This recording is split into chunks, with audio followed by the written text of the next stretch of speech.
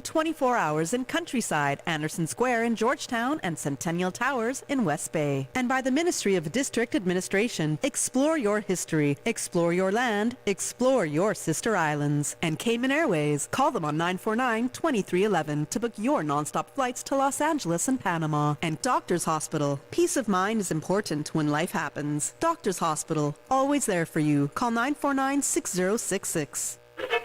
But I do have some questions.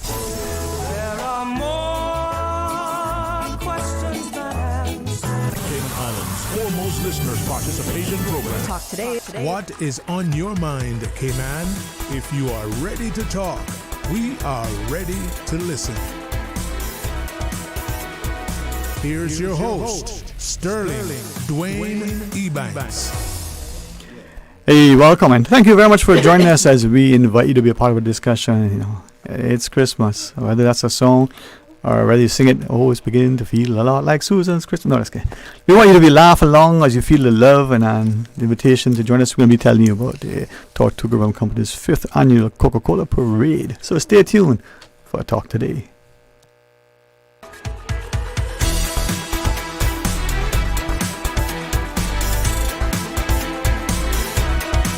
Talk Today is reminding you. Avoid any statements or comments which are abusive, derogatory, malicious, or defamatory. Do not use indecent language or make any statement that is false or misleading. Call 1-800-534-8255, 949-6990, 949-8037, or WhatsApp us on 925-3261. Email Talk Today at candw.ky. Let your voice be heard. And now, back to Sterling Dwayne Ebanks, Radio Cayman Talk Today. Hey, welcome back, and thanks for joining us into a fantastic community of not only corporate citizens but committed volunteers. For those who see and appreciate that this time of year it's about love and laughter, and through the levity and joy we bring blessings and favor and all the good things to not just our wider community but our young ones in particular. So honored to welcome from Tortuga Rum Company the CEO, Mr. Eugene Nolan. Hey, thanks for coming here. I like the spirit, the cheer that you bring every year. How are you? I love it, Sterling. It's great to be here. And isn't it the most fabulous time of the year? It is, you know, it is something. And I may be inclined to say once again, because it's, for me, it's, for some, difficult, for different reasons. You're working, you want to rest, relax, and enjoy. You reflect on what was the past, whether you can go back in your history and say you came on in X generations, or whether, you're just new to the country. Anywhere, Christmas has a feeling of something. I think what makes your job so much easier though is the fantastic team you have, and your head of marketing and communications is Natalie Porter. She joins us. That messaging that you want to get out, Miss Natalie, the invitation, the reminder for our country that we can do something together, and together we make a meaningful difference. Yes. So we are celebrating the holiday season, spreading some Christmas joy through the districts tonight with our annual Coca-Cola Parade. As you mentioned, this is our 5th annual now, so well-established tradition here in Grand Cayman. And, like you said as well, partners. AI Rentals and Radio Cayman have been our partners since the beginning in this fantastic community initiative.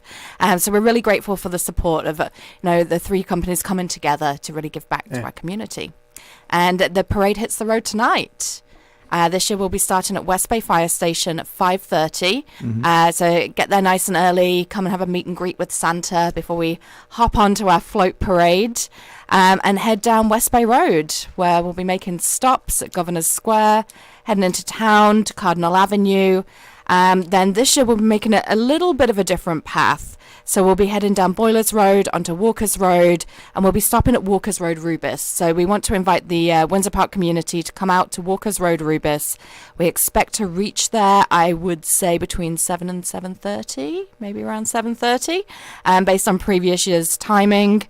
And then from that stop, we'll be going on to the end of Walkers Road, turning onto South Sound Road and making a stop at South Sound Dock, which has traditionally been our end point. But this year we wanted to get a little further into the eastern districts, so we'll be going on with an extra stop at Spinnaker Square in Red Bay in front of our Discount Liquors store, which is there next to Domino's.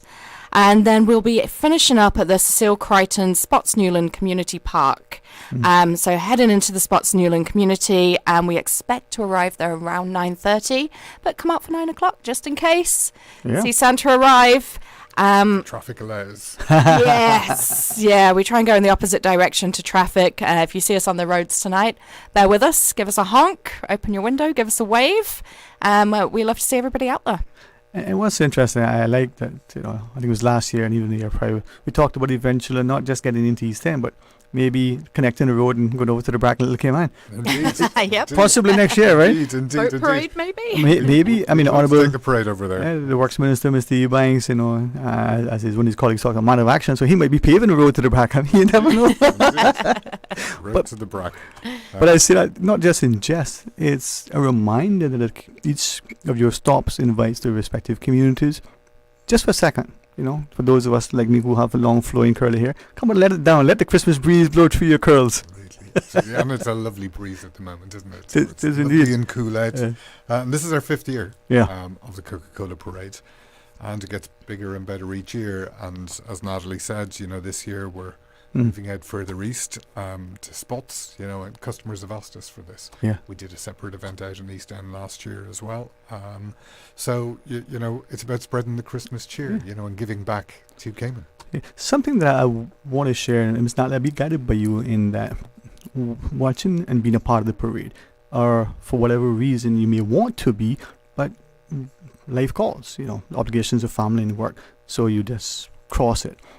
But there's a respectfulness in the way the parade is presented and the way the community responds to it. And secondly, there's an inclusion. So last year, the governor's sort of one of the Christmas parties on the lawn, the parade is coming by. The choir at the governor's lawn is in full chorus, and as the parade gets closer, well, it's louder. What was so nice, two things immediately evident. A respect on the part of the parade to, let's just hold on as we cross in the governor's, right? Cognizant of what's happening. But also, they're coming. Let us change the song that's being sung at a chorus and join in the parade. And as the two cross the unison, I thought that is fellowship. That is a mutual respect and appreciation, but a recognition of how connected our communities are. And I've reflected on that so wonderfully. Even some of us who don't necessarily can carry a tune in the best of wheelbarrows, we're belting as best we can from within, Miss Natalie. Yes. That's amazing, huh? We absolutely do that on the parade along the way. Yeah, it's a lot of fun for us, as it is for the community to come out. There'll be Christmas lights, Christmas music. We'll be giving away toys and Coca-Cola products at each of the stops. And just to kind of see people's reaction on the road and feel that kind of festive warmth, wave people along the way, and see people filming little videos for their social media. Always warms our hearts. It's great. It is. Eugene, to your perspective, though, because sometimes we only see things through our lens. If we are men, perhaps we try to be appreciative of others, that are younger, older, or boys. If we are parents, grandparents, and if I might, through you, just ask. I noticed that in our community, increasing in the last few years, it's been a challenge for many of us to get in the mood. A birthday, an anniversary, Christmas, Easter, whatever that thing is, because there are so many taxing demands on our time. Yet it's been tough, and you think since COVID, that distant memory that we've all tried to block out, and kind of cost of living increases since then, which has been very difficult. So not just in Cayman but around the world, economies are different. And you're right, Sterling. It's kind of it's been a difficult few years. And you look at some of the things going on around the world, Ukraine, Syria, global, Israel, etc. But stepping back, I think.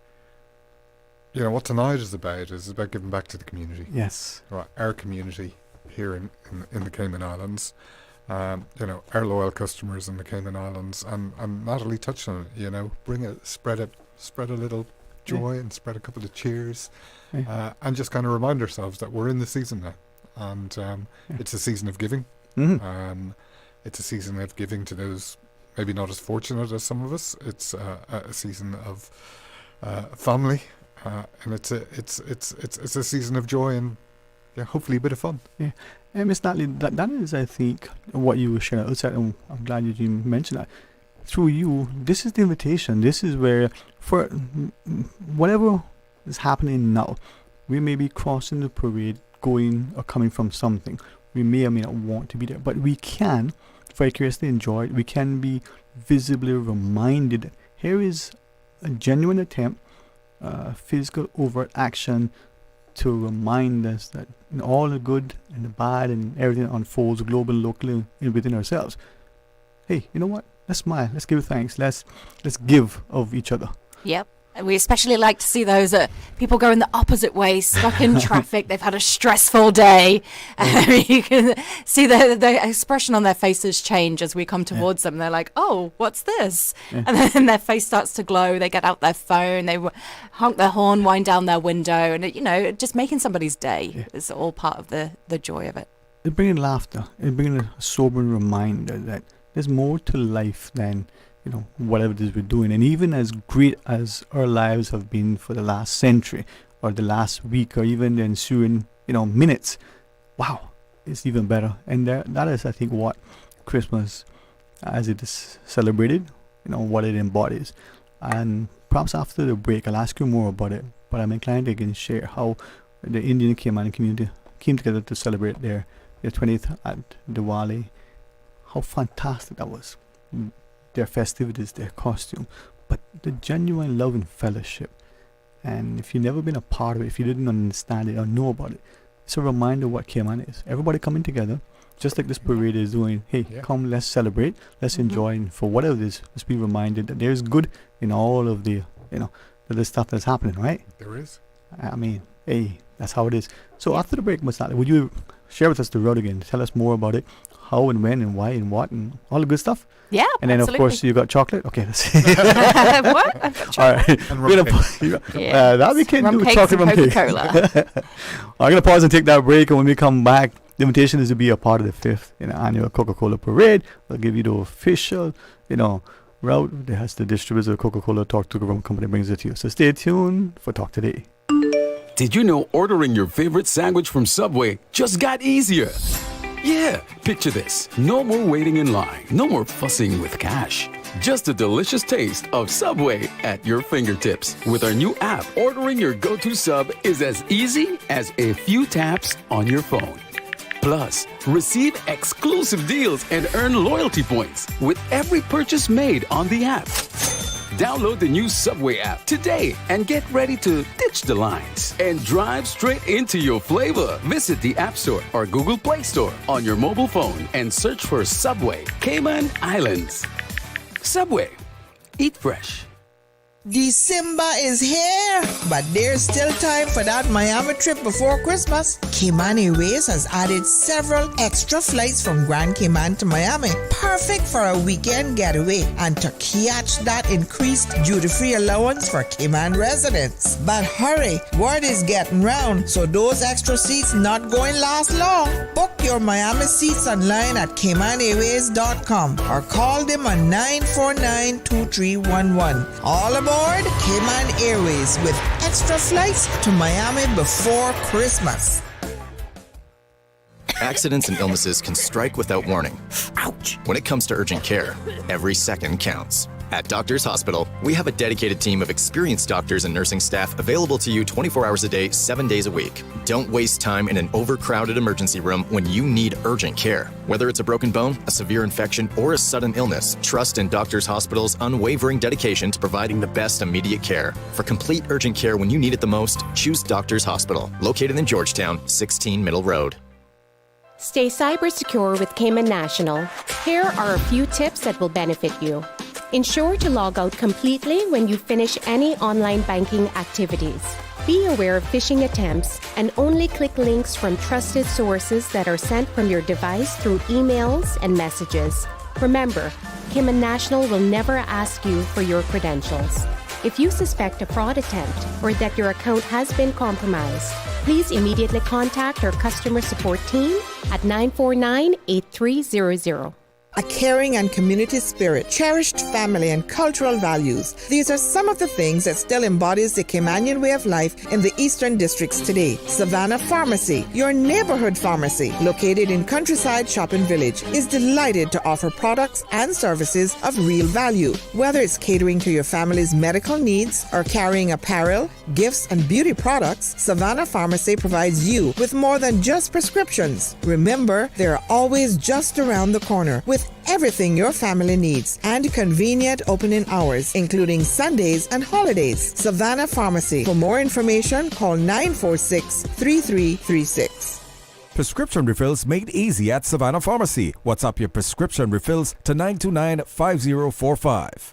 The offices of dermatologist Dr. Wayne Porter will be taking appointments December 7th to the 14th at his Crew Road Clinic. Appointment slots are limited. Whether you're seeking advanced skin care, Botox, filler, cosmetic skin enhancements, or simply looking to reduce wrinkles, Dr. Wayne Porter offers a full-service dermatology and dermatological surgery practice. For more information, email Dr. Porter Kman at gmail.com. That's drporterkman@gmail.com. Call 946-9020 to book your appointment today. That's 946-9020.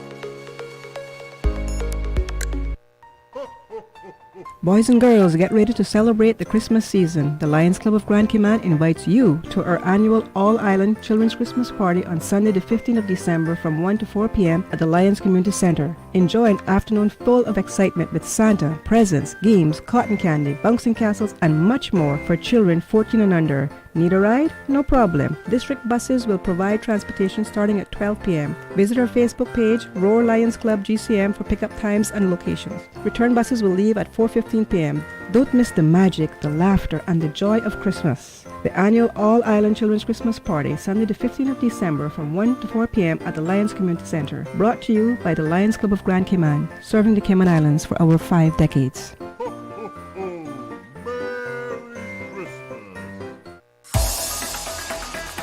Radio Cayman's Talk Today.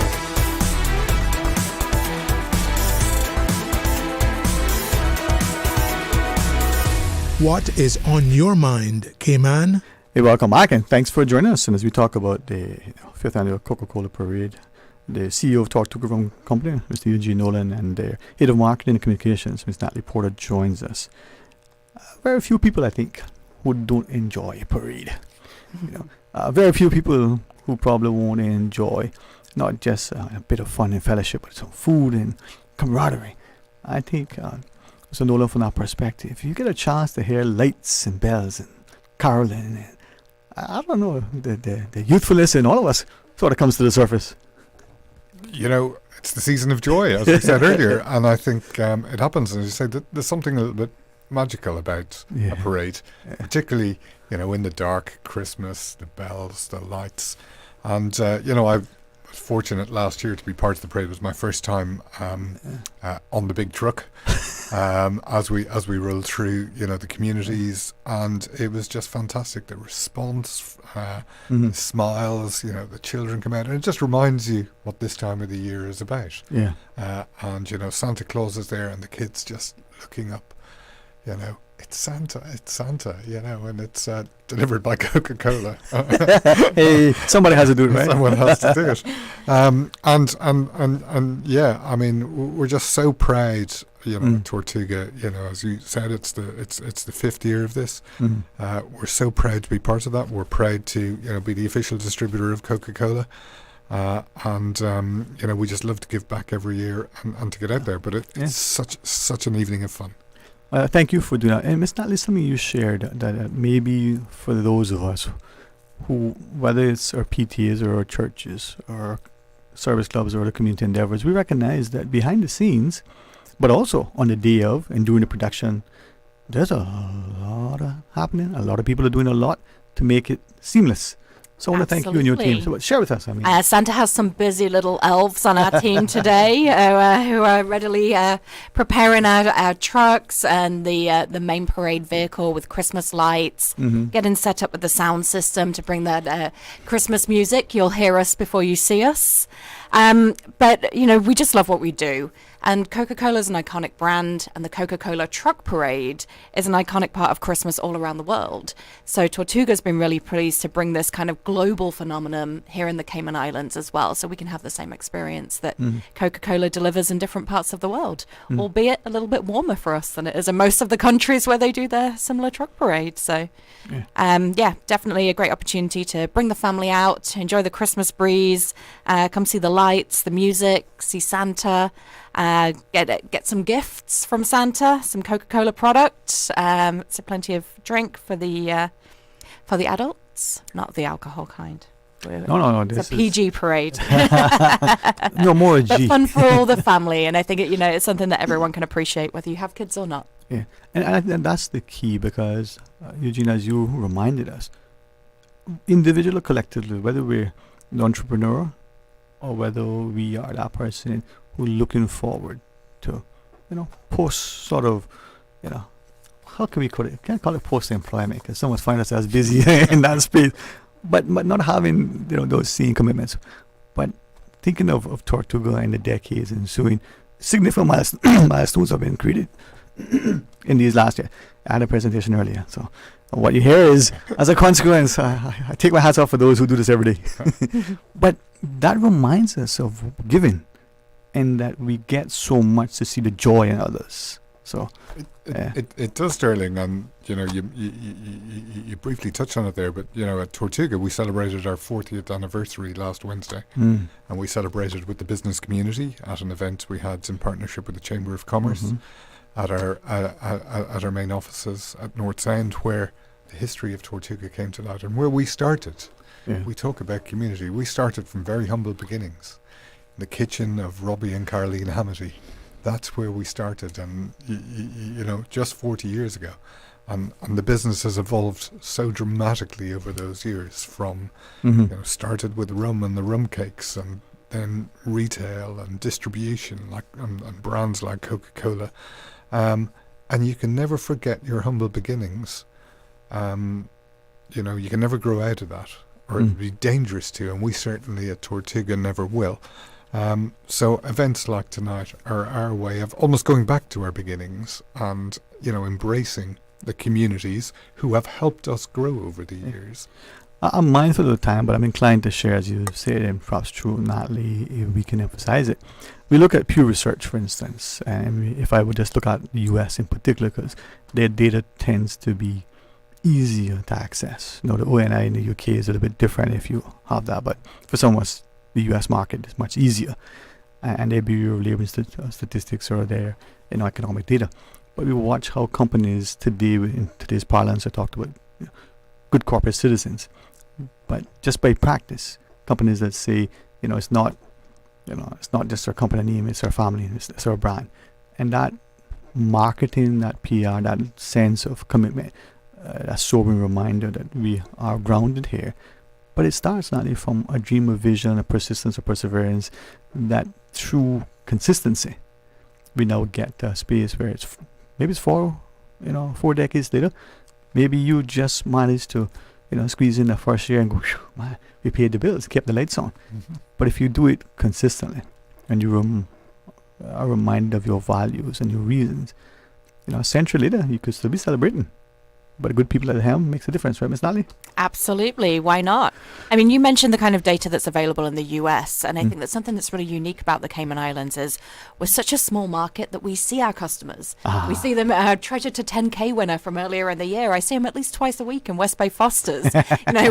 We see the faces of the people in our community, and we're answerable directly to them. We receive their feedback, and we hear them, and we're able to really quickly address that and make sure that we're always exciting and delighting our customers.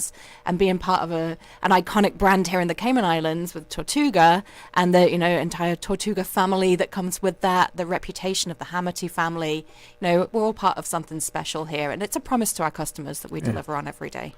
I'm so glad that I love that you were so intellectually in tune, because data in larger organizations or countries, just numbers, right? But in the Cayman, it's not anecdotal. It's faces, right? Yep. And that was what I want. You understand that your success, it's not customer service. You're front facing.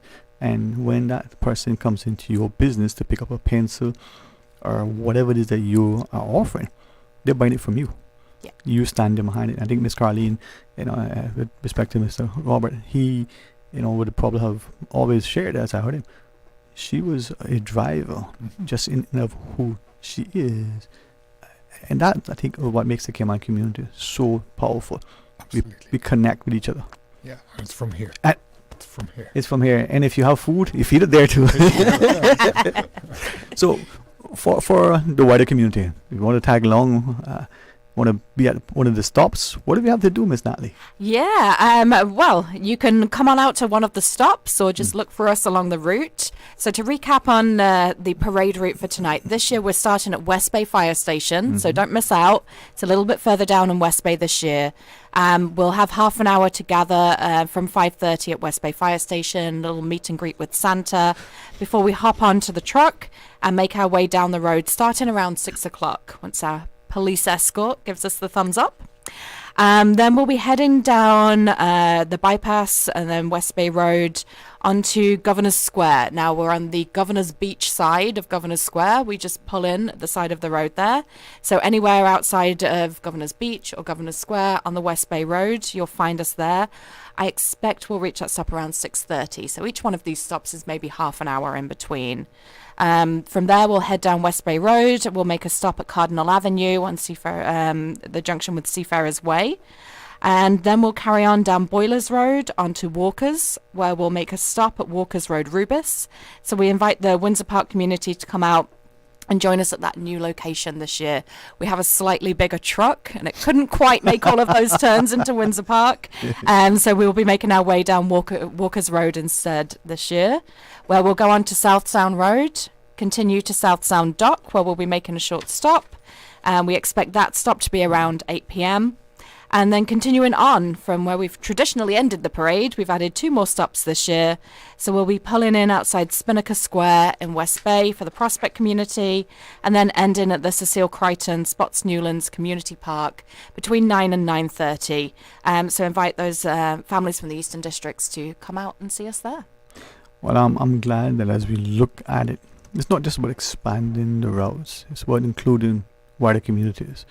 Yes, we plan to reach as many people as we can, with realistically being able to get a big Christmas truck down and those if I could roads. add, this would not be possible without our partners, Radio Cayman, of course, who are an incredible partner for this event, and AR Rentals. So we really appreciate that. Well, thank you. I wanted to, give kudos to a fantastic sales and marketing team, Ray Singh in particular, for working on this account. Yep. Ray's always a part of our parade. He came over and dressed his vehicle yesterday. I know he's ready to go. Yep. The last time we were going to tease him, he was going to play Santa, but apparently he was exercising, trying to get in as good shape as me, as opposed to gaining weight and be like JJ. But that's a different story. And him and Eden and Kathy, they're fantastic contributors to the Radio Cayman brand. And in this partnership with you and AI, it's great. Hoping now for Coca-Cola, international brand, for Tortuga, it's, I would say international as well. Certainly not just regional, but a very, very insignificant part of the Cayman sort of corporate landscape. Anything interesting that you may want to share, Miss Natalie, as you close us out? I mean, we continue to grow and evolve different parts of our business. One new addition for the Coca-Cola brand recently is that we have opened a Coca-Cola cash and carry at our North Sound location. So that's a new store right next to our snack shop, people know as our patty shop, next to our liquor store on North Sound Road. That's open Mondays, Wednesdays and Fridays, and it's a great time of the year to come and stock up, because what you can buy in there are Coca-Cola products by the case at wholesale prices. So if you're having some Christmas parties or you just want to stock up for the family, you can come out and get a great deal there. So that's something that we've done a little bit extra to kind of give back to our customers at that location. So a new opportunity to purchase your Coca-Cola products. So 11 to 3 Mondays, Wednesdays and Fridays? Just pop in there and you get your So the bulk wholesale discount deals? Absolutely. Yeah, wholesale prices and some special $10 case deals in there as well. Huh. What a special. You get one case for 10, you pay $30, you can get 3. You can't be... There you go. Please come down. Stock up for the season. There you go. Well, Eugene, always a pleasure to laugh with you, man. And it's great to see the corporate leadership who are hands-on, country who look at its companies and see that there's a commitment beyond the profit, margin. And that's what I think strengthens who we are, connects us as a community. Your closing thoughts for today, sir? Listen, thank you for those kind words, Sterling, and that's who we are. Right, that's who we are at Tortuga. Our family values are enshrined in us as a company, as I said, celebrated our 40th anniversary this year. Really looking forward to going out on the road this evening, looking forward to seeing as many of our customers, young and old, young and this heart. evening, but sharing some Christmas spirit and Christmas joy this evening. Thank you.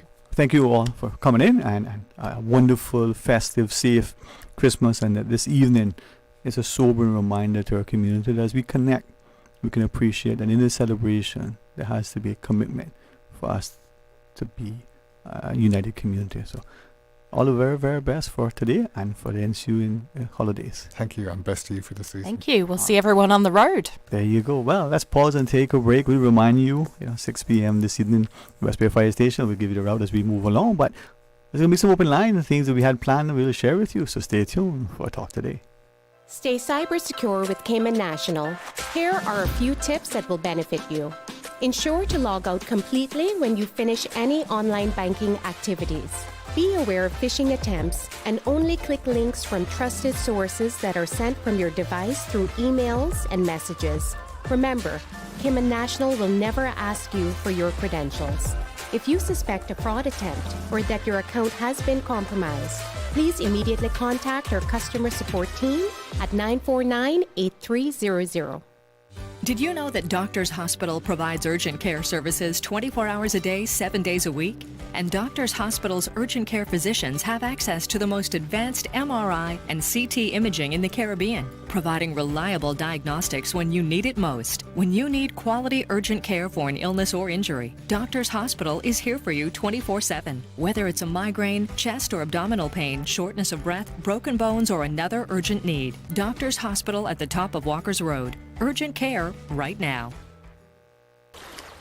Wouldn't it have been grand if you had purchased land 30 years ago? It may not be 2020, but a perfect vision has never been more clear. Cayman Brac and Little Cayman, poised for growth with an eye on the future. Your land, your history, your future.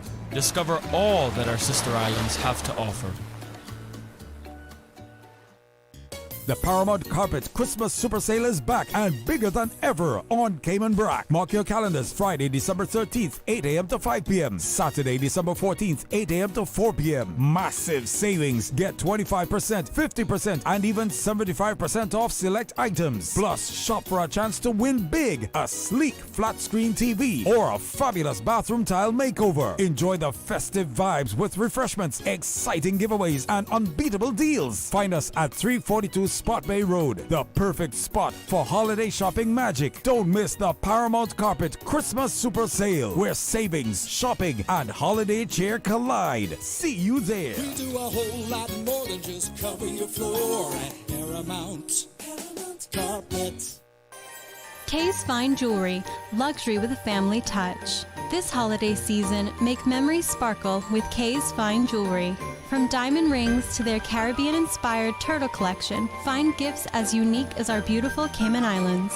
Enjoy a beverage with your holiday shopping and find out why Kay's Fine Jewelry is ranked #1 for shopping in the Caribbean. Take advantage of exclusive holiday discounts on engagement rings, men's jewelry, their iconic Flexi jewelry collection, or explore their luxurious watch selection featuring top brands like Hamilton and Rado. This holiday season, shop Kay's Fine Jewelry, where luxury meets the heart of the Caribbean. Kay's Fine Jewelry, located on Albert Panton Street, across from the House of Parliament. The holidays, a time for family, togetherness, and cherishing every moment. But it's also a time to reflect on what truly matters. Hi, I'm Rosanna Dixon. This season, give the gift of security and peace of mind with life insurance, critical illness coverage, and final expense plans. You can ensure your loved ones are protected, no matter what tomorrow brings.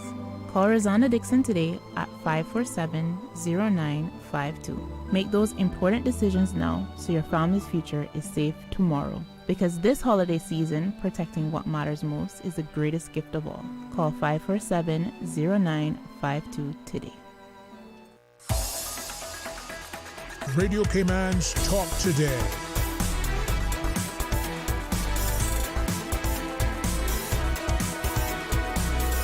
What is on your mind, Cayman?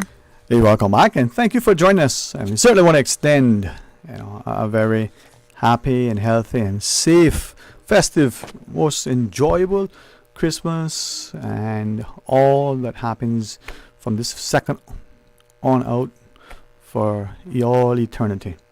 And much of that, I think, is influenced by our actions and our perceptions, not only what we think.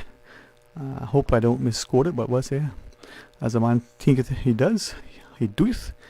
We need to be purposeful and prayerful, positive and productive. If I might, and certainly if you feel offended, please let me know, because I not only want to tender the apology, but I also want to be, so sufficiently grounded that I correct. But I want to ask us, please, as safe as you are on our roads, be more so, with a sense of sensitivity and sensibleness, with a sense of sincerity, genuineness to be careful, cautious and considerate as we are moving about our roads every day, but especially now. More and more people are out walking, riding. Some are very inattentive. Each single individual, if we would be careful, catch your breath, slow down for a second, maybe stop, not just at stop lights and stop signs, but at crosswalks, and just be careful so that everybody can be safe, including you and all that you care about and that is in your vehicle at the time. If that offends anybody, well, it's not intended, and I certainly would offer an apology, but please, our hearts are heavy because of the losses we've incurred in our families, in our friends, in our communities. And when there are tragedies, I'm not going to get into whether it was the permissive will or the Almighty or otherwise. It's just that it brings, a very, very, very heavy burden for many to bear, especially this time of year. That thing could have been 5 decades ago, or so fresh in our minds that we can't even close our eyes without seeing it. So please, I know Mr. Art has from day one made that appeal at the beginning and the close of every show. We've tried it. If you could, just slow down, be attentive. I'll share with you a few things I've seen, and you tell me if that's your observation. I don't believe I'm on the road as much as some. I'm on the road more than others. Pick the vehicle, the most expensive name brand vehicle to the vehicle I would describe. Again, if it's improper and offensive, well, you tell me. As a jalopy, all right? Whether the driver looks to be male or female, young or young at heart, whether you can look at the driver and recognize because of the uniform where they're employed, or the vehicle has, particular decals, whether it's a public sector vehicle or a private one or whatever. It doesn't matter the vehicle, it doesn't matter the driver. Almost all of us are driving in a way that if we were to drive a little bit differently, the roads could be safer. There's a stoplight, there's a vehicle, and the light is green. People go through and they stop as they're going through the green light. The light is red, and not only do they go through, sometimes they accelerate. I've witnessed I don't know, on toll occasions where that happens. People will run the red light, as they say. And I'm wondering, wow, are we not seeing it because the evil one has put blinders on us like we, in many instances? Is it that we think, well, we can make it, doesn't matter, or the vehicles haven't really gone through yet, they still stop because they haven't got the green, whatever it is. But the light, as I understand it, is green, and we're going through. It turns to amber or yellow or orange, whatever that color that you call it, and then it turns to red. I don't think it goes from green to red. It goes from green, it gives you a little cautionary color, and then red. And when you see that yellow, orange, amber, whatever color that is after it goes from the green before it gets to the red, that probably signals to some of us, good time to stop, safe time to stop, probably should stop. But does it also signal to us, oh, let's accelerate, get through that quicker? And we could be 3 or 4 cars deep. Sometimes the car in front of us or the car in front of that car will stop because that's a sensible, safe thing that perhaps they think that they should do. But we know we're in that car or have to, what is it we say? Put on brakes. Just be careful, okay? And then going through green lights and we stopping. I saw that earlier today. I saw it on Monday, which was what, just yesterday. Then I saw it over the weekend. People stopping at green lights. They're going through the green light and they stop. Not because there's no way to move forward because the intersection is blocked. They just stop. The car didn't. Hey, listen. I'll ask this of you only because I've heard it repeatedly. And there are a couple of individuals who say it would seem that since COVID, as Mr. Nolan just shared in that thing that happened so long ago we all care to forget, that our behaviors have changed significantly. Our driving has become, could I use the word horrible, Ms. Susan? You think that'll be fine? Yeah. Horrible. Unsafe. The police report gives us, almost 100, incidents. We see serious traffic accidents. We see things that really should not happen. And I like how, now Sergeant Perry would say they're not accidents, but whatever term label we assign to it, could we do our best to mitigate the occurrence? Sometimes it's just slowing down, sometimes it's just being more attentive, sometimes it's just saying, you know what, take a breath. I don't know about you, but I would say that I too have to get somewhere that I would like to be there, and even though I left early, still get there late because of something. But would it not be better to arrive late than not at all? Some have the view, better late than never. Some people, better never than late. If you can, just individually, do your part to be a little bit more, cautious and considerate on our roads. If you're riding a bike, whether that's, pedal power or electrically driven, whether it's a motorbike that has a nice little engine size, whether you're driving a car, whether you're cycling, whether you're a pedestrian, whether you're running, please be very careful and safe. All right, let's go to the news. When we come back, there's some open line. We want to take your calls, and if you want to, get into a discussion on something or other, you're more than welcome to do so. Stay tuned for Talk Today.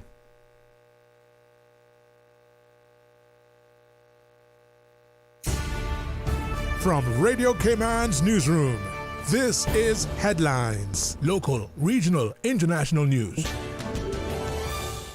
The Headline News is brought to you by Kirk Market and Health Services Authority. With a look at your latest headlines, I'm Jevi Ebanks.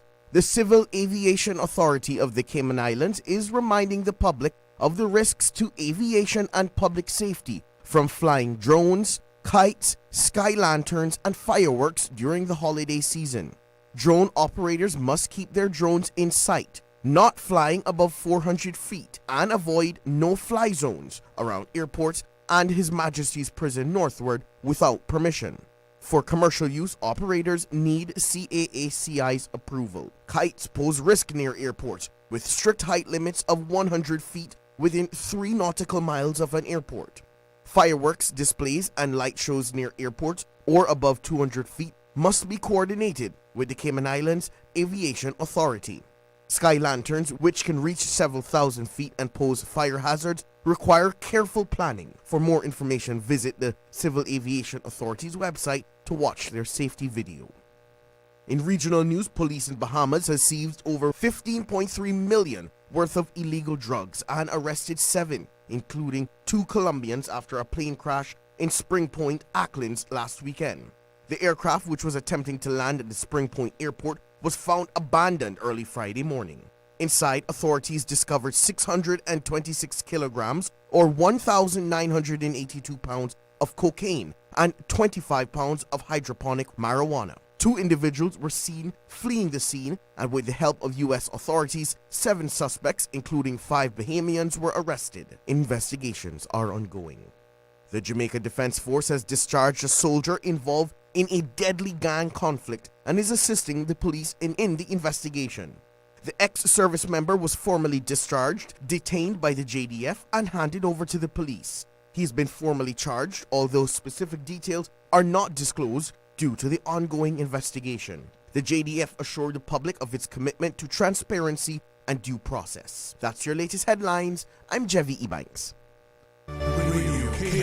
More news available at www.radiocayman.gov.ky. Check out our social media pages: Facebook, YouTube, X, formerly Twitter, Radio Cayman Headline News.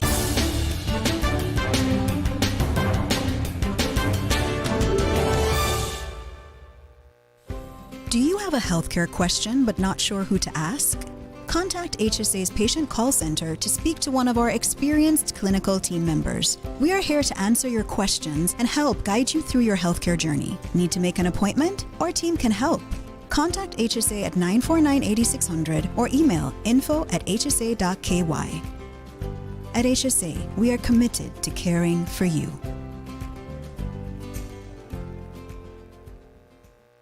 This holiday season, let Kirk Market do the roasting so you can do the hosting. Visit in-store or shop online and order your traditional family feast, complete with classic roasted turkey and ham, all the tasty sides and trimmings. Let the chefs at Kirk Market be your holiday helpers so you can spend less time in the kitchen. Order online at kirkmarket.ky or visit in store today. And don't forget to visit the florist at Kirk Market to find the perfect centerpiece for your table. There's no place like Kirk Market for the holidays. Radio Cayman is pleased to feature this special Sister Islands historical vignette brought to you by the Ministry of District Administration and Lands. Explore your history, explore your land, explore your Sister Islands. Layman E. Scott Senior High School, formerly known as Cayman Brac Secondary Modern School and Cayman Brac High School, officially opened on January 23, 1967. With 73 students and 4 staff members under the leadership of its first principal, Layman E. Scott Sr. The school was renamed Layman E. Scott Senior High School on April 20, 2011, in honor of Scott, who passed away on December 25, 2010. Radio Cayman is pleased to feature this special Sister Islands historical vignette brought to you by the Ministry of District Administration and Lands. Explore your history, explore your land, explore your Sister Islands. Explore your history, explore your land, explore your Sister Islands, the ultimate staycation experience. Your culture, your freedom, the land that time forgot isn't gone. It's your Sister Islands. Discover all that our Sister Islands have to offer. Radio Cayman's Talk Today.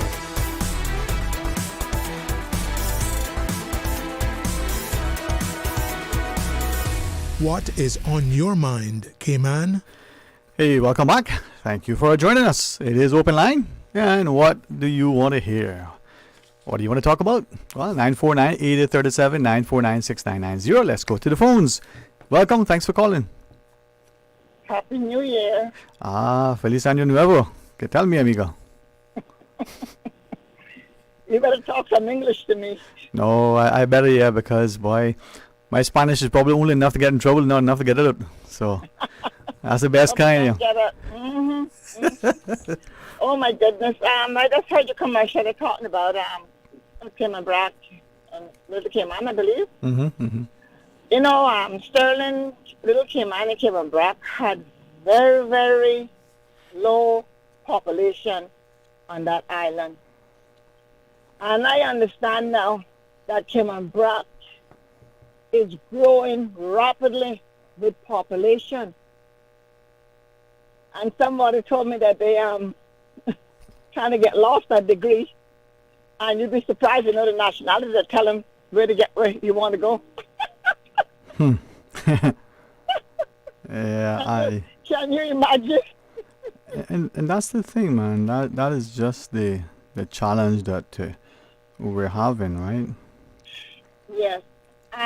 Sterling, I think you were talking about traffic just when I came out the house and so forth, right? You're talking about traffic. Yeah. Mm-hmm.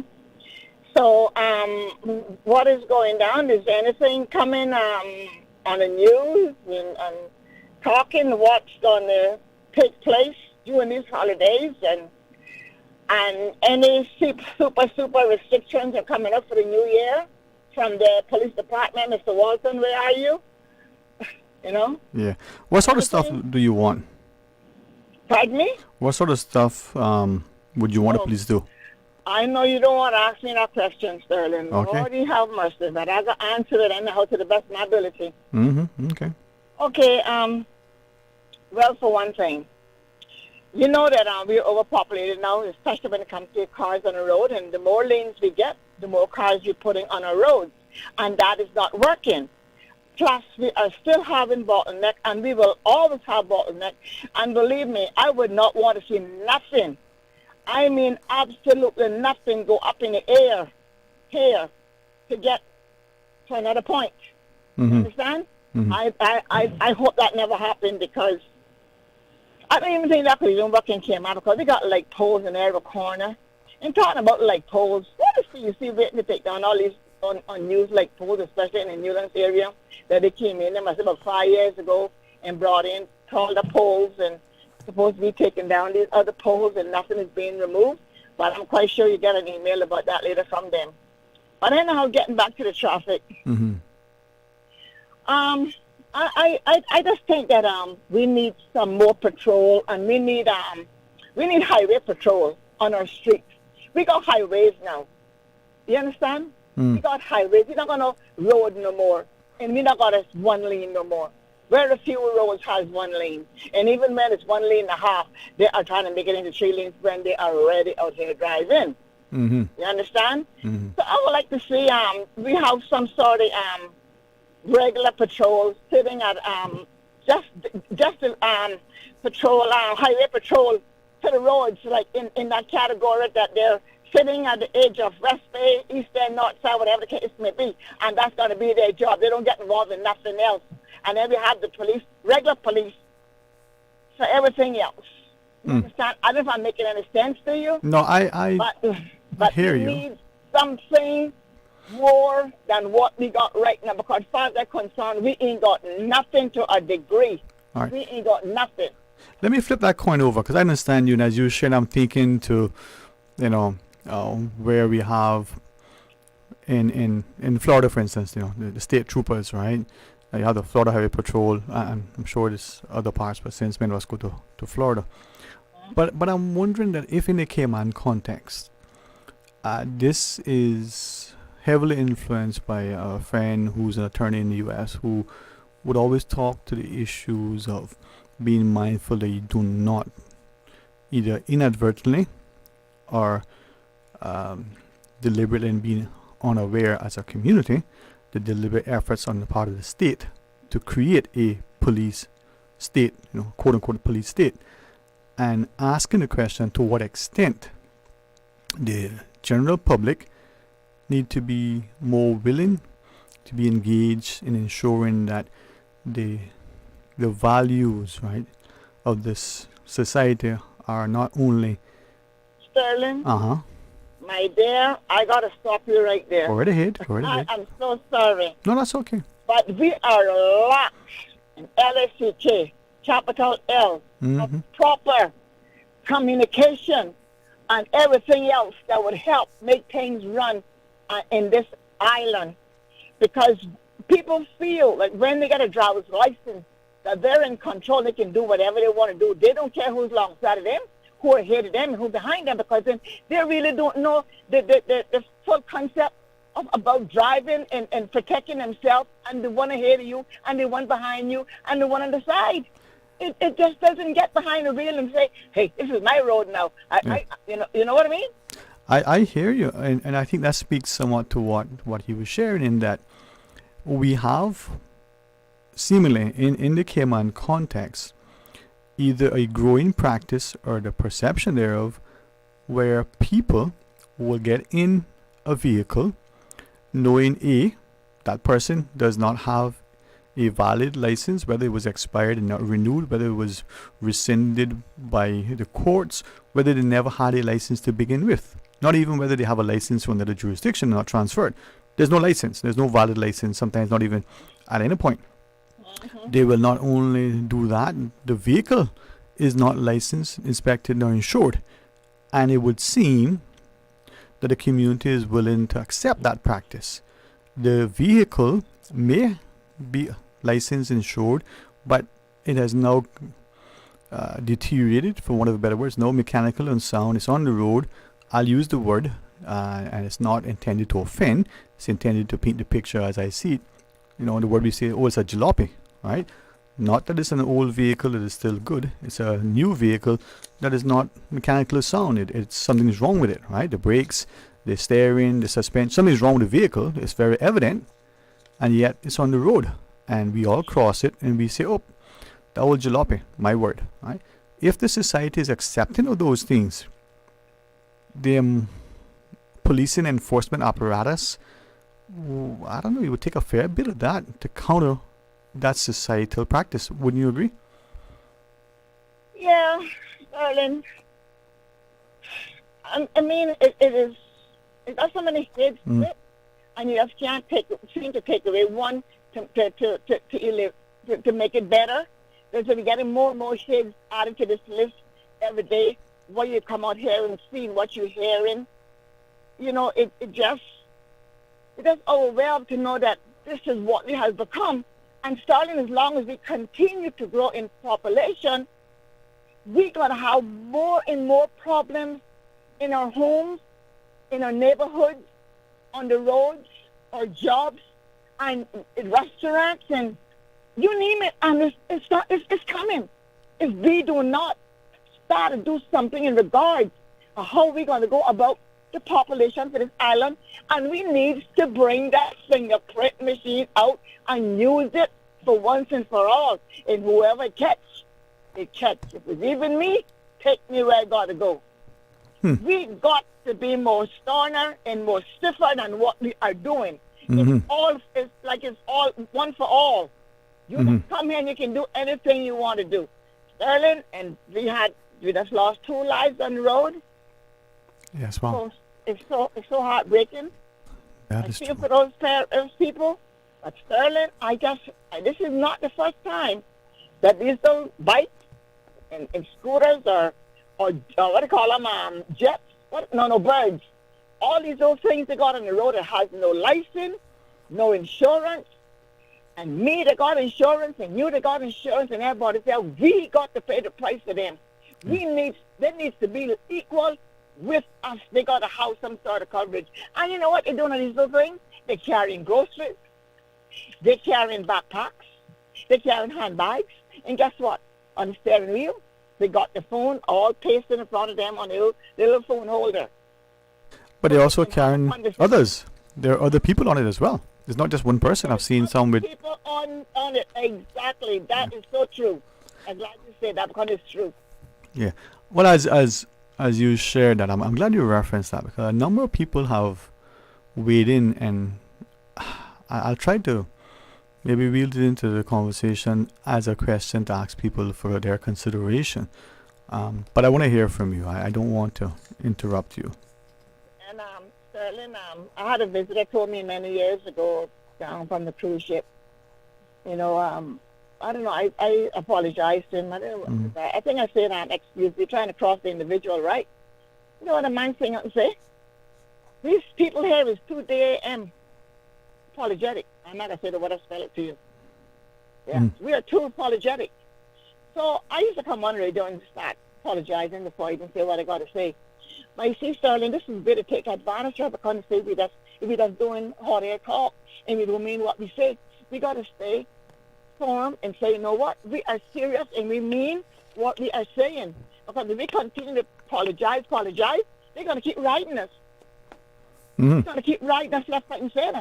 I mean, we can't make them take away our kindness and our love for our island and all that kind of stuff that we grew up with. Don't get me wrong. But then again, there's a line to everything. Yeah. There's a line to everything. Yeah. It's interesting you just shared that. It makes me reflect on a conversation I seemingly have frequently with a small, grouping. And I wonder if it's something about us, Wait a minute, Sterling. Hold on, Sterling. What's happening at Foster's Airport? Everybody's outside the door. What's happening? If you hang on, let me just run out and check it and come back. Well, I'm almost by the door. Why are all these guys out here? What's going down? The fire alarm came on. Yeah. All the staff is coming out. All right, you investigate and find and let us know. No, we gotta keep talking if you want to go go for your break. No, you go ahead, man. Let me talk. Let me talk till I get to the parking lot so I can try to tell you what's happening. You go ahead. We're gonna listen to you. We're gonna listen to you. The fire alarm gone off. That's why they send everybody out. And then I got no lunch. Oh my God! I left Countryside Foster to come down here. No. I think everything's gonna be all right though. Probably nothing now. Like the Bob Marley song. Yeah. Yeah. Anyhow, Sterling, getting back to our conversation. Mm-hmm. We just gotta stand up and be counted again. We was counted one time. Oh, I got gathered here. I'm not going to school to see Miss Sterling. Fire trucks are coming, and I'm not gonna gather here. Oh my God. Well, hang on. It's no panic. Let's make sure it is okay. I need to gather here. All right. Oh, the fire trucks is coming now, so you All right. can block up everything. So what you do, you go ahead and navigate your exit safely. All right. And we'll catch up with you. Keep us posted, okay? I'm calling you back. Yeah. All right. Okay. Take care. All right. Well, will you take the next call, Miss Susan? On the WhatsApp. Let's go there. Welcome. Thank you for calling. Yeah, good afternoon, Mr. Sterling. Good to hear from you, man. How are you today? Man, I'm doing good in that. Good. It sounds like it. Glad to hear that. Yeah, man, I just listening to what you was talking about earlier and with you and Miss John, and I've always advocated for safe driving ever since I got my driver's license, because I got myself in an accident before. And we have a lot of absent-minded people on this island. And when I say absent-minded, I mean we have to learn how to drive for others as well, not just drive for ourselves. And I think that's one of the main problems we have here on this island, that we're always wanting to drive for ourselves. Yeah. I'm so glad you shared that, because my dad has always told us, you get a license, you're driving for you and everybody else. So pay attention, be attentive. Don't be distracted by anything or anyone. So I'm glad that that's your view as well. Yeah, and also with I think I had sent you a message on WhatsApp, but wasn't sure if you had read it. But I remind it that we have a lot of undereducated people on this island, and I not say uneducated because they're educated enough. But like when you have people that understand but they not overstand. And hey, we got a lot of those type of people here in Cayman. Rambo says the same thing, man. Yeah. And I remember one time, and I gotta share this story because this happened to me a few years ago, and one of that same friend that I was amongst with, that me and him was working on towards helping with the safe driving, especially late at night. We got pulled over by the police for doing such a, to me, I think it was a weird act. I was aware of what I was doing, but I acted accordingly because I noticed a lot of my friends dying off speeding and drinking and driving, and we put up this thing where, because we live in the same district, we're going to drive home together, side by side, if we had to, at the speed limit. And if we know any emergency vehicles behind us, we get out of the way. But until then, we was driving at 40 miles an hour on the highway, and we kept it at that speed. And we were once pulled over by the police one night, and the police pulled us over, asking me particularly, because I was driving a particular car that looked pretty suspicious, a black car, black rims, black everything, blacked out. I like black, right? Found it pretty good luck for me. But anyways, I got pulled over because of the attention of the vehicle, and the police asked me why am I driving slow in a fast lane.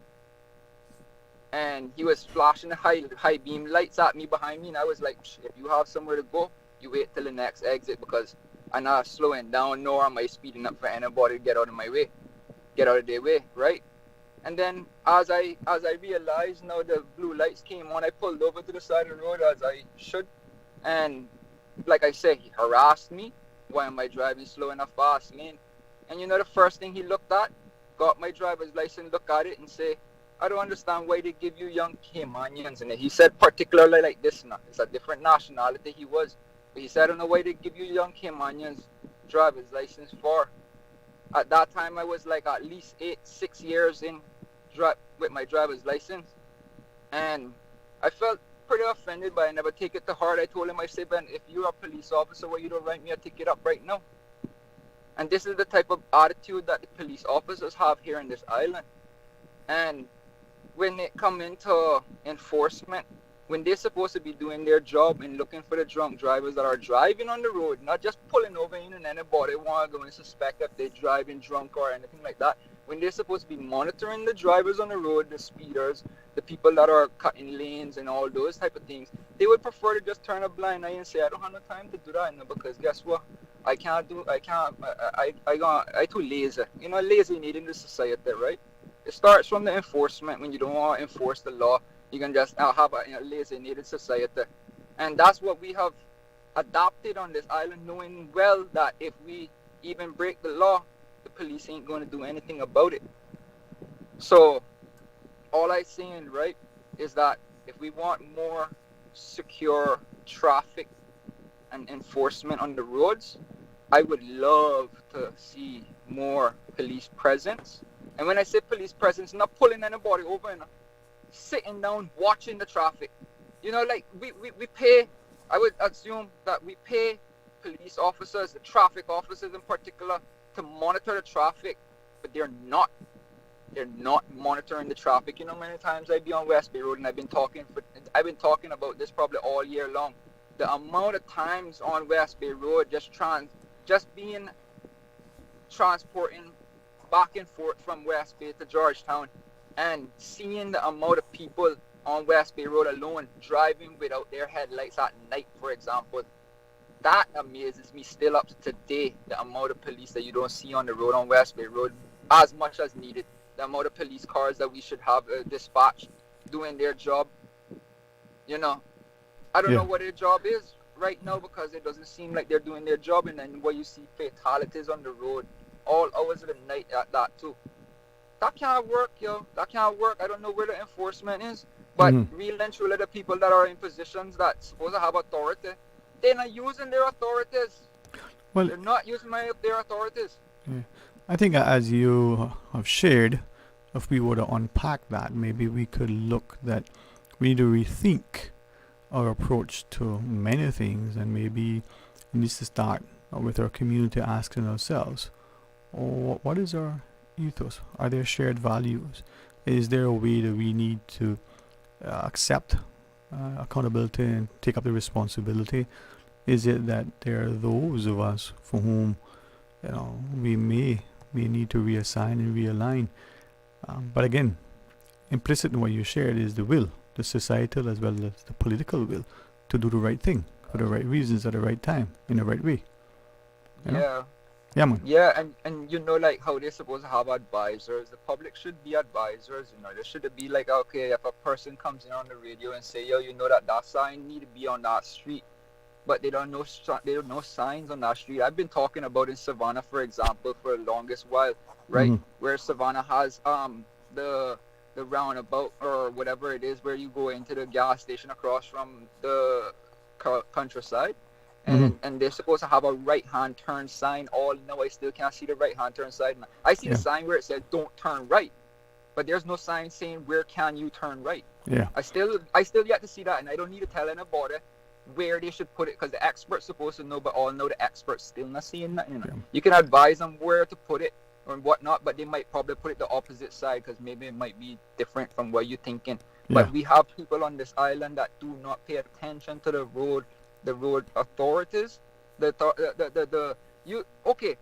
You got police that should be on the stop signs at mornings to make sure no one running the stop signs, like what you were saying. They have some people that gun it.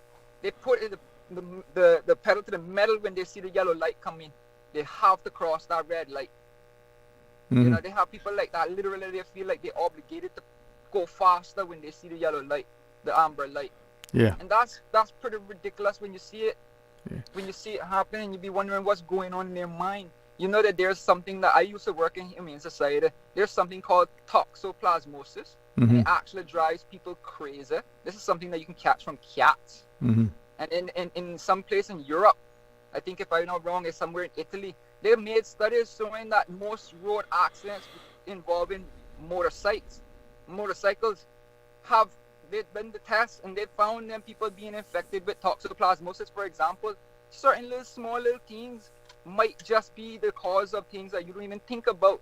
UFC fighters take this toxoplasmosis. They go to Mexico, for example, for courage, for them to do reckless acts when they're in the ring. Same way how I believe they do the same thing on the streets. I'm just putting out something as an idea. Well, you're raising something that some may dismiss. Others might say, you know what, it just sparks further inquiry, investigation, analysis, and above all, you know, inquiry. But thank you for sharing your thoughts, all right?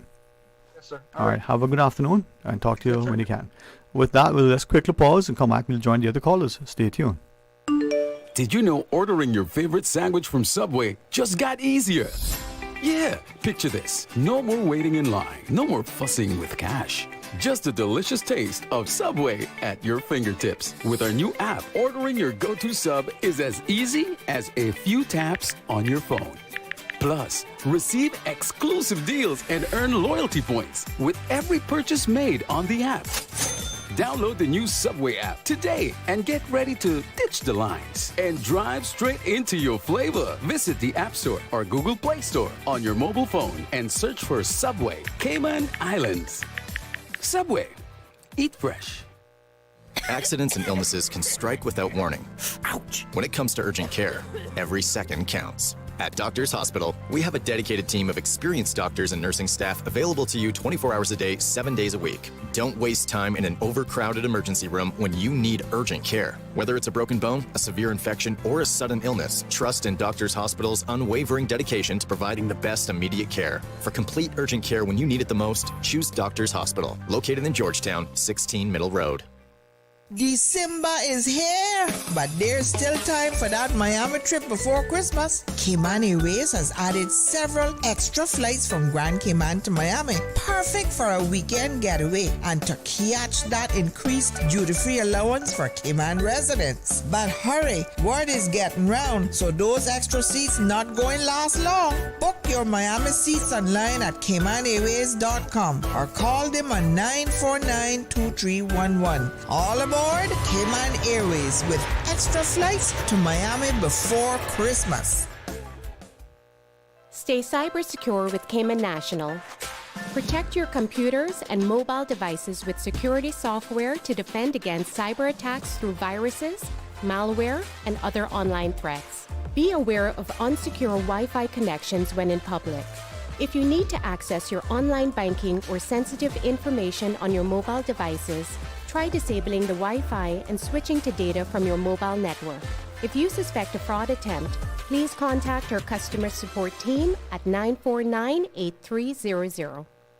Kirk Freeport's annual $40,000 Christmas sweepstakes is back once again. Simply spend $100 at your favorite Kirk Freeport store to enter to win one of 3 $5,000 cash prizes, one of 5 $1,000 cash prizes, and loads of other great prizes throughout December. And of course, the one you're all waiting for, the Rolex watch prize draw for all entries will be held on January 3rd. All purchases of $100 at any Kirk Freeport store before noon on Christmas Eve qualify for all remaining prize draws. Full details on KirkFreeport.com. Merry Christmas from everyone at Kirk Freeport.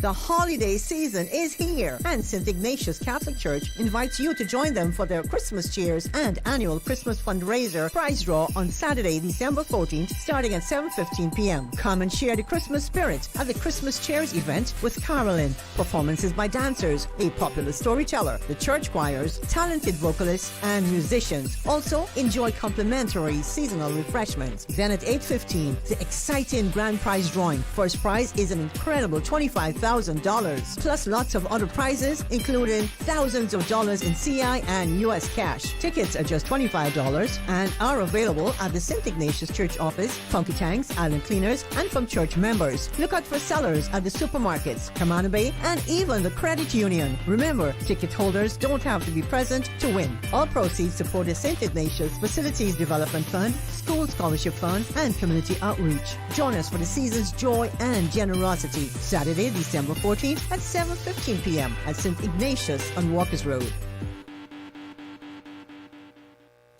The joy of brightening other lives becomes for us the magic of the holidays. Merry Christmas from Radio Cayman, 89.9 Grand Cayman, and 93.9 FM Cayman Brac and Little Cayman.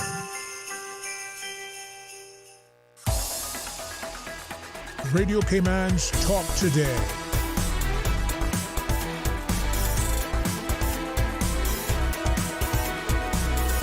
What is on your mind, Cayman? Hey, welcome back and thanks for joining us. It's open line as we go straight to the callers. Hey, welcome. Thank you for calling. Hi, how you doing? Excellent, excellent. And how are you? I am good. Couple of things. I think, like I said, every time I call, you and that lady needs to have a show because y'all be kicking it off strong. Trust me. I thank you. I always enjoy when she shares her thoughts. Yeah, you need to bring her into your show, man. I mean, you need to have a day with just you and her sitting down and because she has a lot of points. Now, one of the things that I do say is that what she said, just like how you have United States, Florida State Troopers, CHIPS, which is California Highway Police. Remember the CHIPS that we used to watch, the Highway Patrol. Atlanta have state troopers. Most states have state troopers basically based on traffic. Now, we have a traffic department, and I could guarantee you if you sit at Spot Street, you could spend maybe an hour and a half, 2 hours before you actually see one vehicle, right?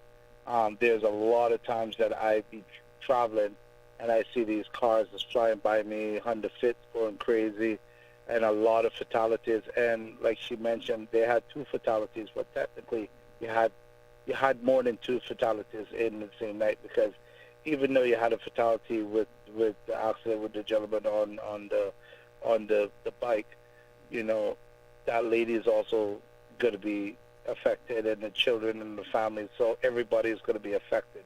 So it's a trickle down line, right? I think that we had police cars before. Remember when the police had got the brand new Dodge Chargers or the whatever, and within months they were all mashed up. Okay, and those cars were not cheap. They're at least $60,000 to $70,000 a piece, right? And surely enough, they're all gone, right? So they went right back down to the Taurus or whatever the cars they have. They don't have sufficient state troopers or vehicles that way. They have 2 motorcycles. You only see the motorcycles on the road on special occasions, right? Those motorcycles should be on the road, or they should have enough riders to have them on the road to patrol the road as well. You rarely see, I might count the amount of times that I've seen those motorcycles on the road. So it's almost like a for show. Or when delegates or whatever come to the island, then they come out on the road, right? Most of the vehicles that they have is SUVs. So what purpose are they going to be doing? You know, and then most of the accidents that do happen, most of the fatalities that happen is at peak times between 1 o'clock and 3 o'clock in the morning. And they're not there. So, I mean, we're losing, you know, people on, and the other thing that I just want to mention is that these bicycles, these electrical bicycles, they should be lit. At no time, remember back in the day when we were growing up, we had to have bicycle license. You had to have light on your bicycle, right? If you wear, most of these guys, when they're riding these bicycles, they're all in black, okay? They're all in black. They wear it all black, no lights, no nothing. And there's several times I've got close calls because you don't see them until you get right up. And the bicycle that they're riding is all black. So there's no lights, no nothing. Before, you used to get a ticket for riding a bicycle without a light. Before they would tell you come off the bike and make sure your bike is properly lit. If I ride a motorcycle, I have to have a helmet, I have to have light, I have to have all of this. And then what end up happening is if you, Sterling, in sound mind and bodies driving and someone pulled out in front of you and they're all wearing black, the problem is you're going to get charged until that is proven to a case that you're not at fault.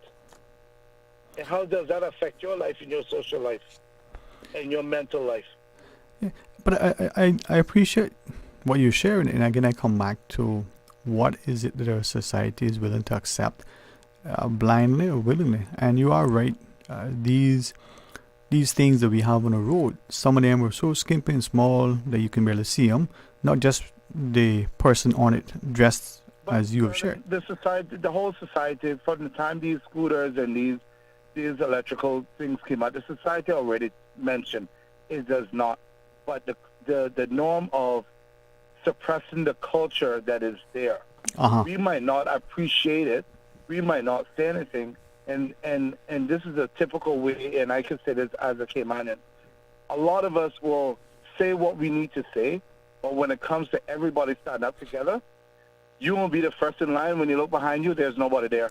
Well, that's unfortunate. I think that needs to change. And that's the fortunate thing. I mean, thinking about an example a couple of days ago, right?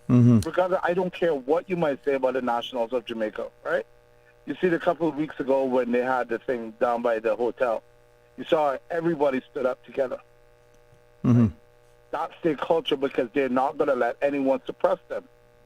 Our culture is yes, sir, no, sir, and K-Mankind. But K-Mankind is being left behind. Yeah. You know, and that's the unfortunate part, and that's where it's going to go. If you don't stand for something, you're going to fall for anything. I really appreciate you identifying that because, as you shared, just those bikes alone, not only the potential risk to the rider and everybody else, not just the loss of revenue to government because they're not licensed, they're not insured, they're not inspected. You don't need a license to ride it. The thing doesn't need to be licensed and insured and inspected to be ridden. And if we look at... And not including, not cutting you, but not including because they're electrical, more than likely they're going to get custom waves too. And then there's a duty-free notion of it, right? But look at France, Paris, I think in particular. Look at Australia and other jurisdictions that have strongly introduced legislation after considering the aspect of it, have banned them in certain places because of the risk, not just to other people, but the riders themselves getting on, not knowing how to do so, and then toppling over, right, on the sidewalks and wherever else they ride them. Right. But it's interesting that in saying that, I'm looking at a few of those, and the size, they're as big as what we would say is some of the motorcycles, right?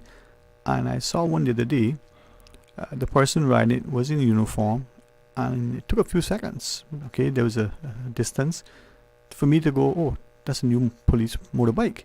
As it got closer, I realized it was the uniform for another occupation. Right. And the thing itself wasn't, a quote-unquote motorbike. It was just this electric thing. But that was a large... Here's the other thing that I wanted to cut you on this.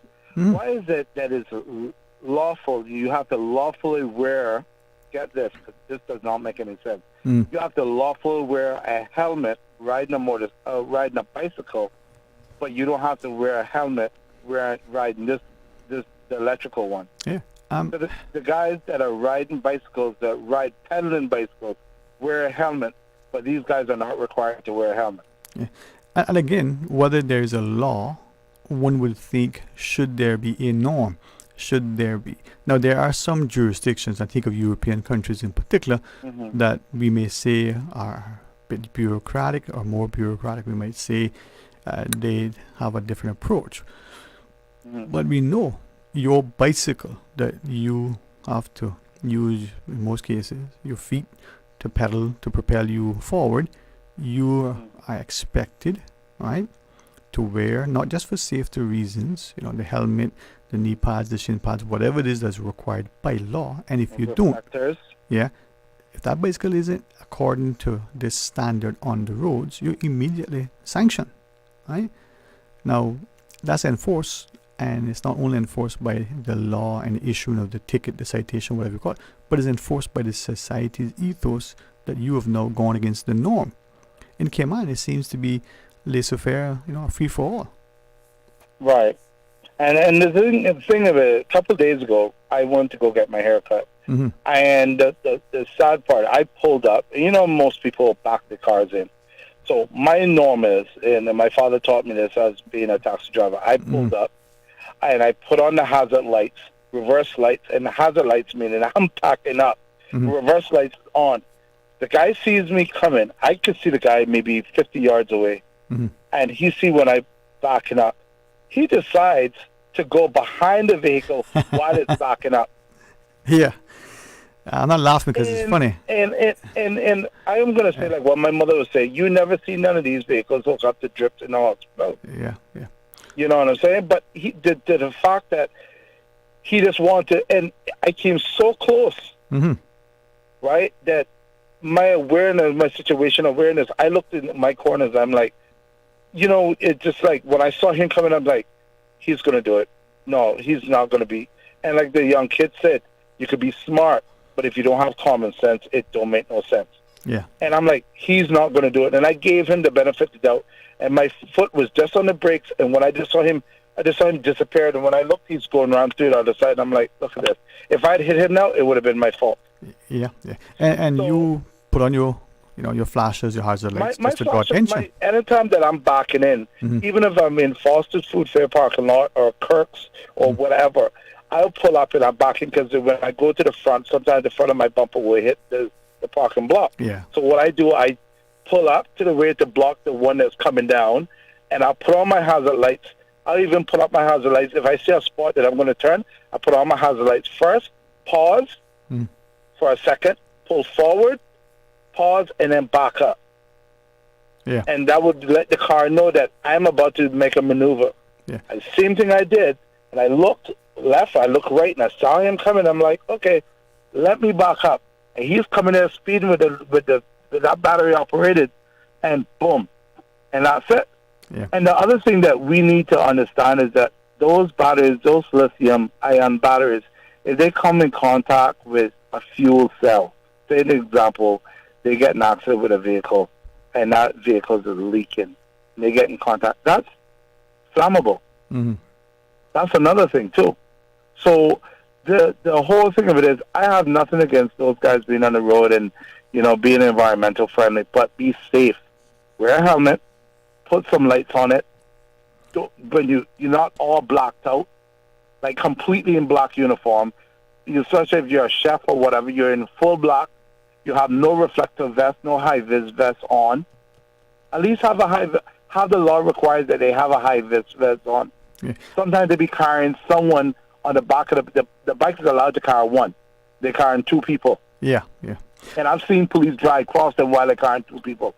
But here's the thing, though. Not only as you shared to make their journey safer and themselves more visible, but should they not, and I want you to make sure that I understand this, a cyclist, so someone who's riding a bicycle that we would call a traditional bicycle, you pedal it with your feet to get where you're going. There's no assist of other side than your muscles, right?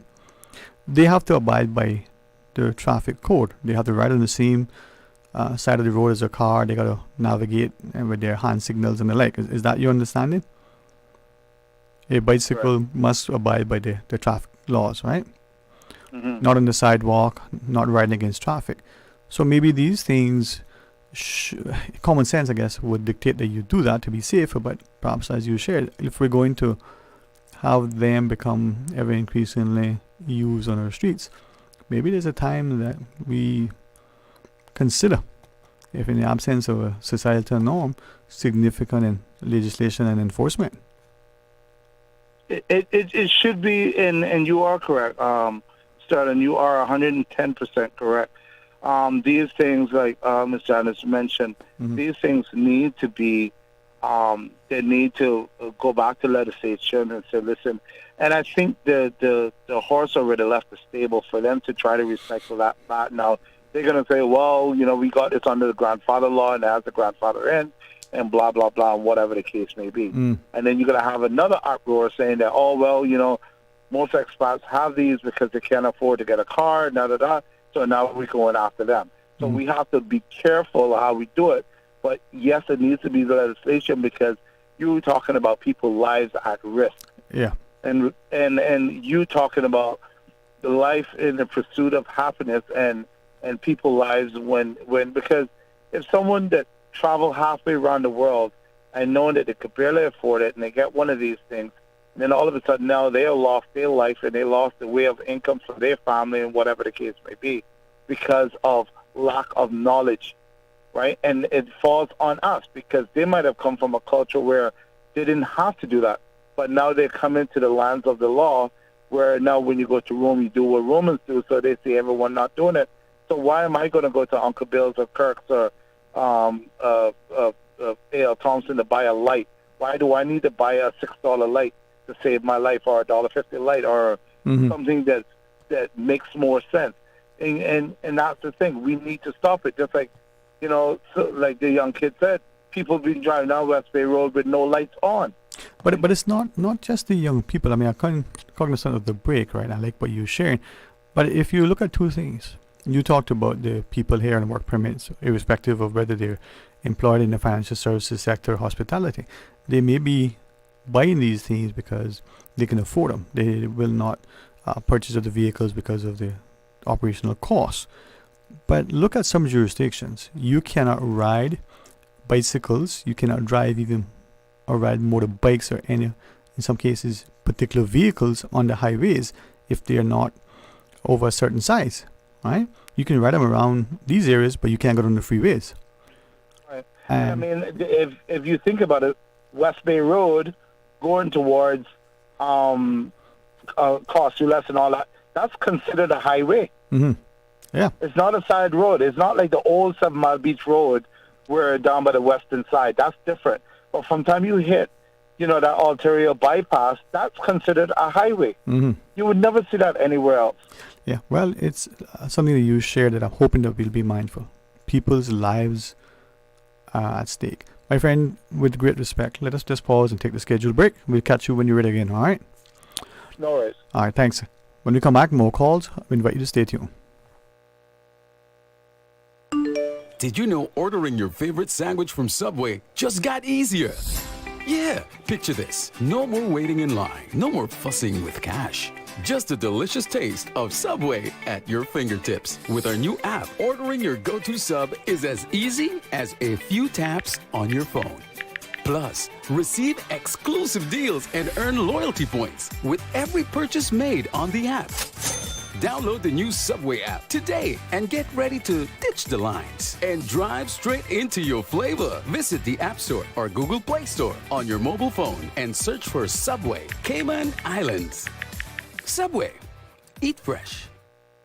Did you know that Doctors Hospital provides urgent care services 24 hours a day, 7 days a week? And Doctors Hospital's urgent care physicians have access to the most advanced MRI and CT imaging in the Caribbean, providing reliable diagnostics when you need it most. When you need quality urgent care for an illness or injury, Doctors Hospital is here for you 24/7. Whether it's a migraine, chest or abdominal pain, shortness of breath, broken bones, or another urgent need, Doctors Hospital at the top of Walker's Road. Urgent care right now.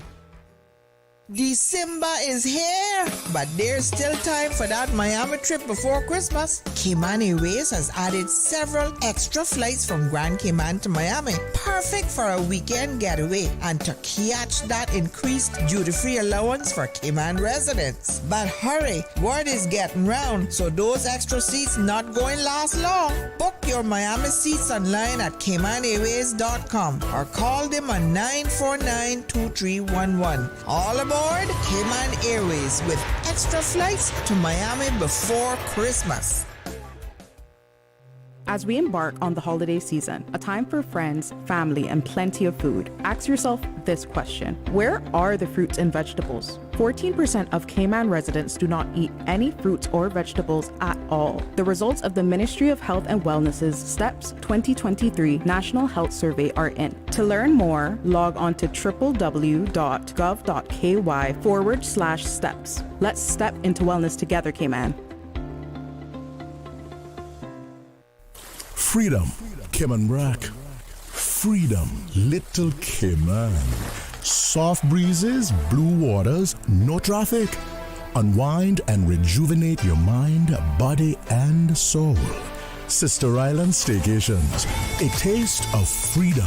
Discover all that our sister islands have to offer.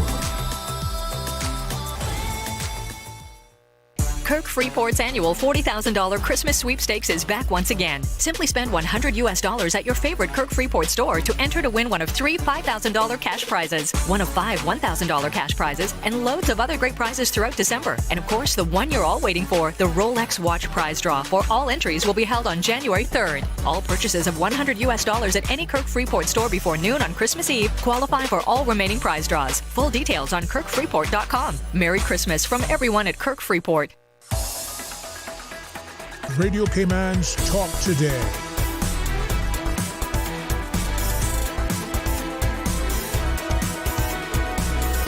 What is on your mind, Cayman? Welcome back. Thanks for joining us. And we'll take a couple of calls, but let's go first to our WhatsApp caller. Hey, welcome. Thanks for calling. Good afternoon, Mr. Sterling. How are you today? I am very well, sir. And you? Okay, and a few things that I'd like to speak about. Give me a couple of minutes, please. I was listening to the young man, and I was listening to my good friend Jan. Mm-hmm. I guess you knew that I used to work in the police department, in the traffic department. I am so glad that you shared with us. Yeah. You didn't know that I used to work there? Oh, yeah, you know. Yes, sir. I'm glad that you have been sharing that with us so that we can have a perspective. okay. Yeah. So thank you for that, sir. But I didn't catch you. I couldn't catch you speeding. But you know what I was, right? You know what I was, right? You were walking too slow. Mr. Sterling. Yes, sir. A couple of questions. Let's see if you can answer them for me. If not, we'll have to leave them to the public. Mm-hmm. The police station in Georgetown is closed. It's been closed now for quite a while, I understand. And years ago, before I even joined the police force, I did some block work on that building, cement work, laid some blocks. And I know it is mostly all concrete. Question is, why is it closed down? Also, I built the counter there one time. I didn't get paid for it, but that's okay. I built the counter there one time, and I am wondering why it's closed down. Now, I have a lot of respect for the commissioner, a lot of respect for Mr. Eames there. I think the deputy commissioner now, his name, Ennis, Mr. Ennis. Sorry. Yeah, Mr. Ennis. I know all these guys. But we also have appointed a new deputy that's been seconded from the UK. I think one of the press releases and indicated. Okay, I don't know about him. I talk about Ennis. Ennis, Mr. Ennis. And Mr. Walton. I know them quite well. Yes, sir. Yes, sir. And I'm wondering, why is the Georgetown police station closed up? Okay, so I hear the headquarters is Fairbanks now, and some police departments is in the Royal Bank of Canada, and some police departments is in Elizabethton Square. Why is that? And also down on West Bay Road as well, that building there where Course Ulysses there. I know they used to have the training center up there. Why is all of these areas closed down and they have a concrete building? Also, including that, is the old glass house that went through Hurricane Ivan. Mm-hmm. I know that you can duck it out, but and I'm telling you because I done construction for years, and I can challenge anybody. I know that I'm not afraid of when it comes to construction, because I came up from the best there was in the island, and their record and their history is still in the Cayman Islands, all over Georgetown. that present building that the government offices are in is not as strong as that old glass house.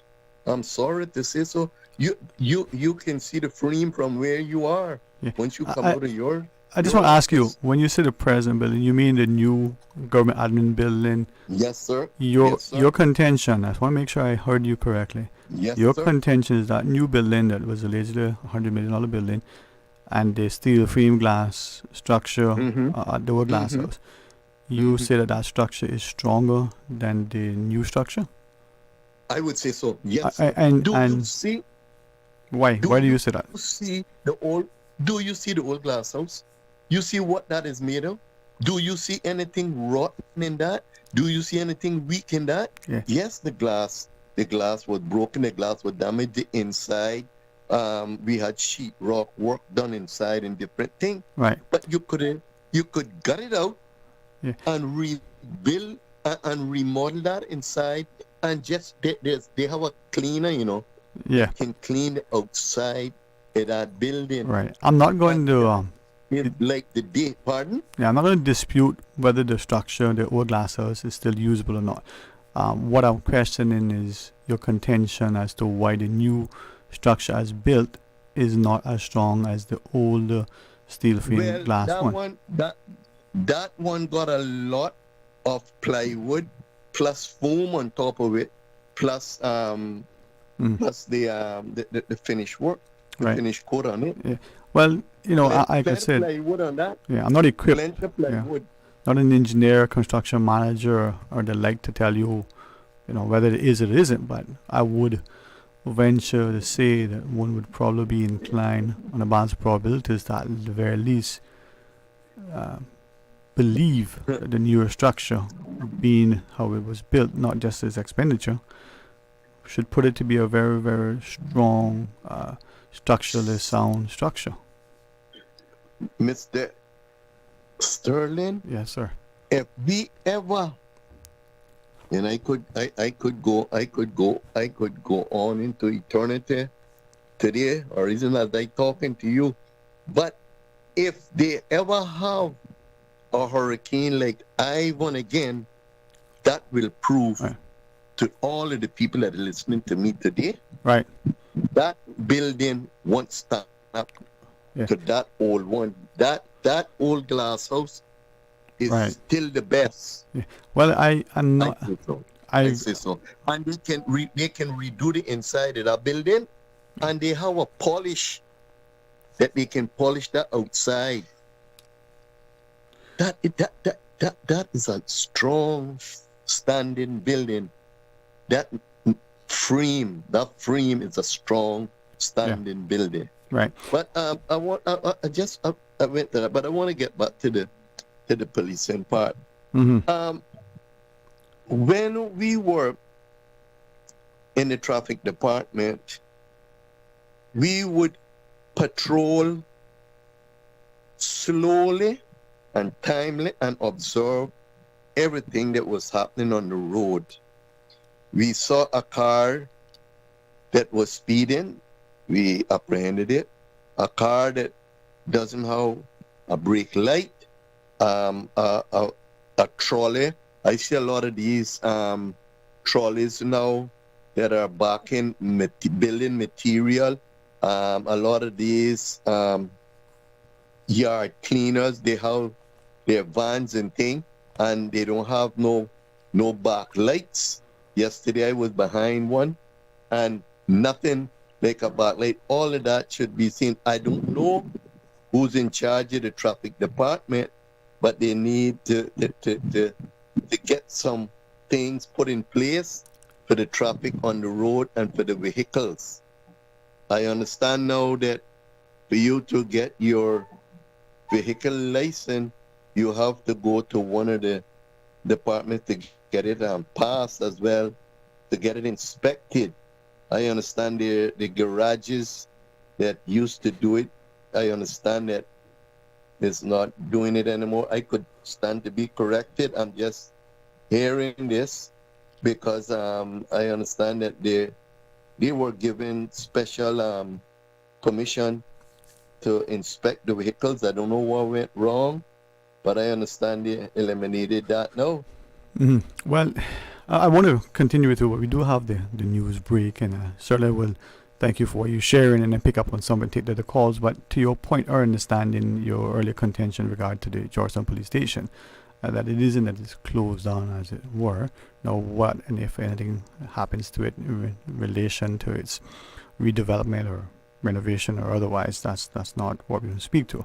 But that small one-story building opposite what Hobson's Books used to be, I think where the licensing department used to be way back when, opposite Piccadilly, that they just relocated to that. Now, the policing apparatus has a number of offices, not just in the district police stations, but even as the call of reference in town. Again, that may be a strategic operational thing in order to assist in its effectiveness. But that's, for the requisite people to question and to be answered. Thank you very much for those thoughts, sir. When we come back from the news, we'll take other callers. So stay tuned. From Radio Cayman's newsroom, this is Headlines.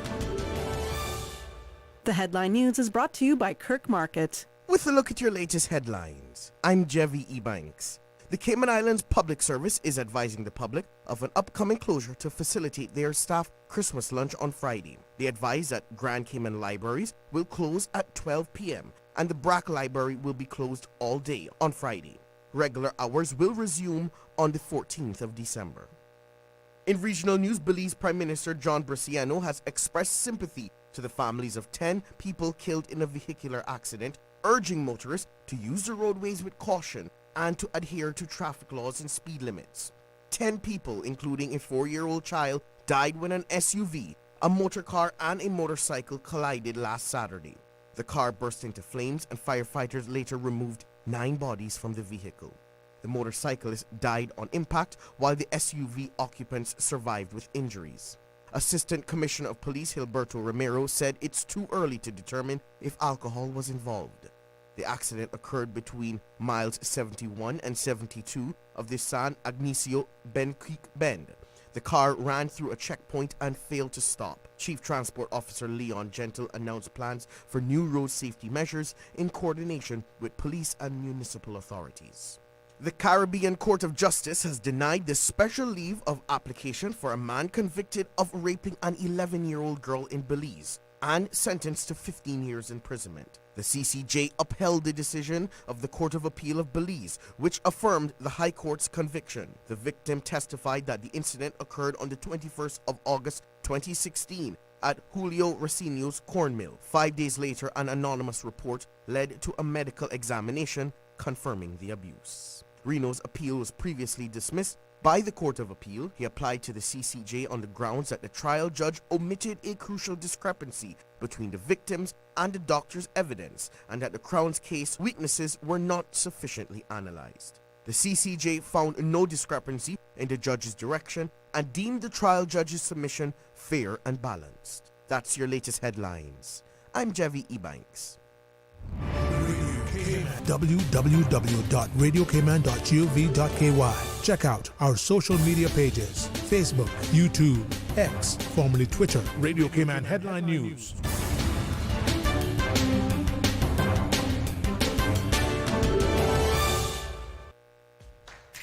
The DVDL Customer Support Unit is now open.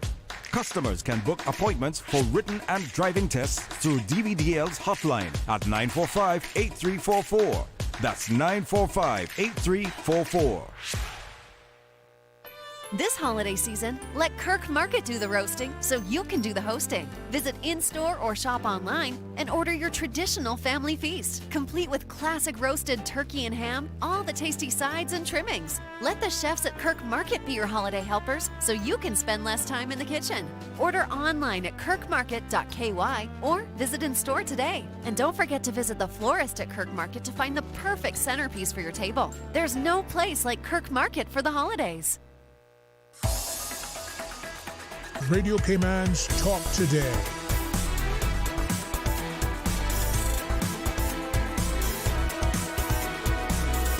What is on your mind, Cayman? Welcome back. Thank you for joining us. Thanks for taking the calls and taking the time to share with us. Shall we take the next call, Miss Susan? Or you want to go fishing? No, she said we better take the call. I know. Let's go. She said let's go fishing. All right. I'll go to the phones and take the call. Hey, welcome. Thanks for sharing. You're going fishing for that barra later, not now. Boy, a little piece of fried barra, some fritters, a couple of squatches of plantain, some coconut. Yes, I'm coconut oil. Oh my goodness. Man. Now you're cooking with pepper. I like it. Yeah, couple of Mr. scotches. Yep. Swanky. How come you all not playing swanky music? I don't want to be disrespectful, but we do play not only a lot of swanky, but a lot of local music. There doesn't, and I say this to all, we don't need a lot to do that. We have champion local music.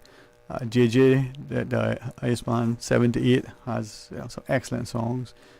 Joel Wilson, when he was dominating the airwaves, had an hour. Darling? Yes, ma'am. Sweetheart, 7 to 8, I'm sleeping. I'm not going to hear it.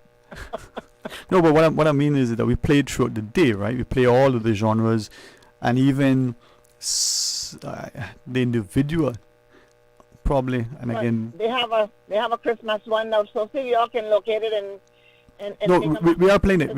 I can tell you that not because I'm listen to that, but we are playing it. But thank you for that promotion and that reminder. I'll hear some of it. Yeah, man. Mhm. Yeah, man. Of course. Yeah. The police station supposed to be built over here on the license department across from Hoosier gas station. That's where they're supposed to be building a new police station. Mm. And there's a little bit of work going on up there, but not sure what kind of work it is because, what they're actually doing, because there's no sign up. That came on style now. They go and do buildings now and do put up no sign to give us any heads up. I think they probably don't want us to talk about it too much and doesn't want nobody to come looking at a job as a construction person or a laborer or a cleanup guy or whatever the case may be. I see that happening in Cayman now, where people having jobs going on and not even saying what they're building. I think it got to the point that they doesn't want to be harassed by people coming onto the compound asking for jobs. Like, you could do it years ago. You see people building a house and you walk in the yard and say, sir, you can give them a couple hours work, and the man say yes. But all that has been taken away from us, which is so unreal, Yeah. But the pedestrian crossings, something needs to be done about that, Sterling, because just yesterday I was on this West Bay Road, and this person came out and touched the bell, the light, and I was a good distance from him, don't get me wrong, but he just insisted he was going to walk right across, and either you stop or you're going to kill me. But that's not how it is to use the pedestrian. You need to stop, look, and listen before you step off of that sidewalk to walk into that road, because I have never seen a pedestrian or a car at a funeral or a graveyard. So we need to take our streets more serious and bring up more rules and regulation. And Sterling, who do abide by them, we need to start taking points off of their driver's license and so forth. And, eventually take away the license for a year or two. Because we are making everybody here too comfortable and making our lives a living hell that we're not accustomed to all of this. We just open the doors too wide, and now we are paying a heavy price. And it's like every year and every election, it is getting worse and worse. And they keep going to the House, making all these laws and passing all of this. What are they doing for our roads? Giving us more lanes, but no protection. It's dog eat dog. That's Sterling, I can tell you right now. You there? Yeah, listen, yes. Our young generation is coming up.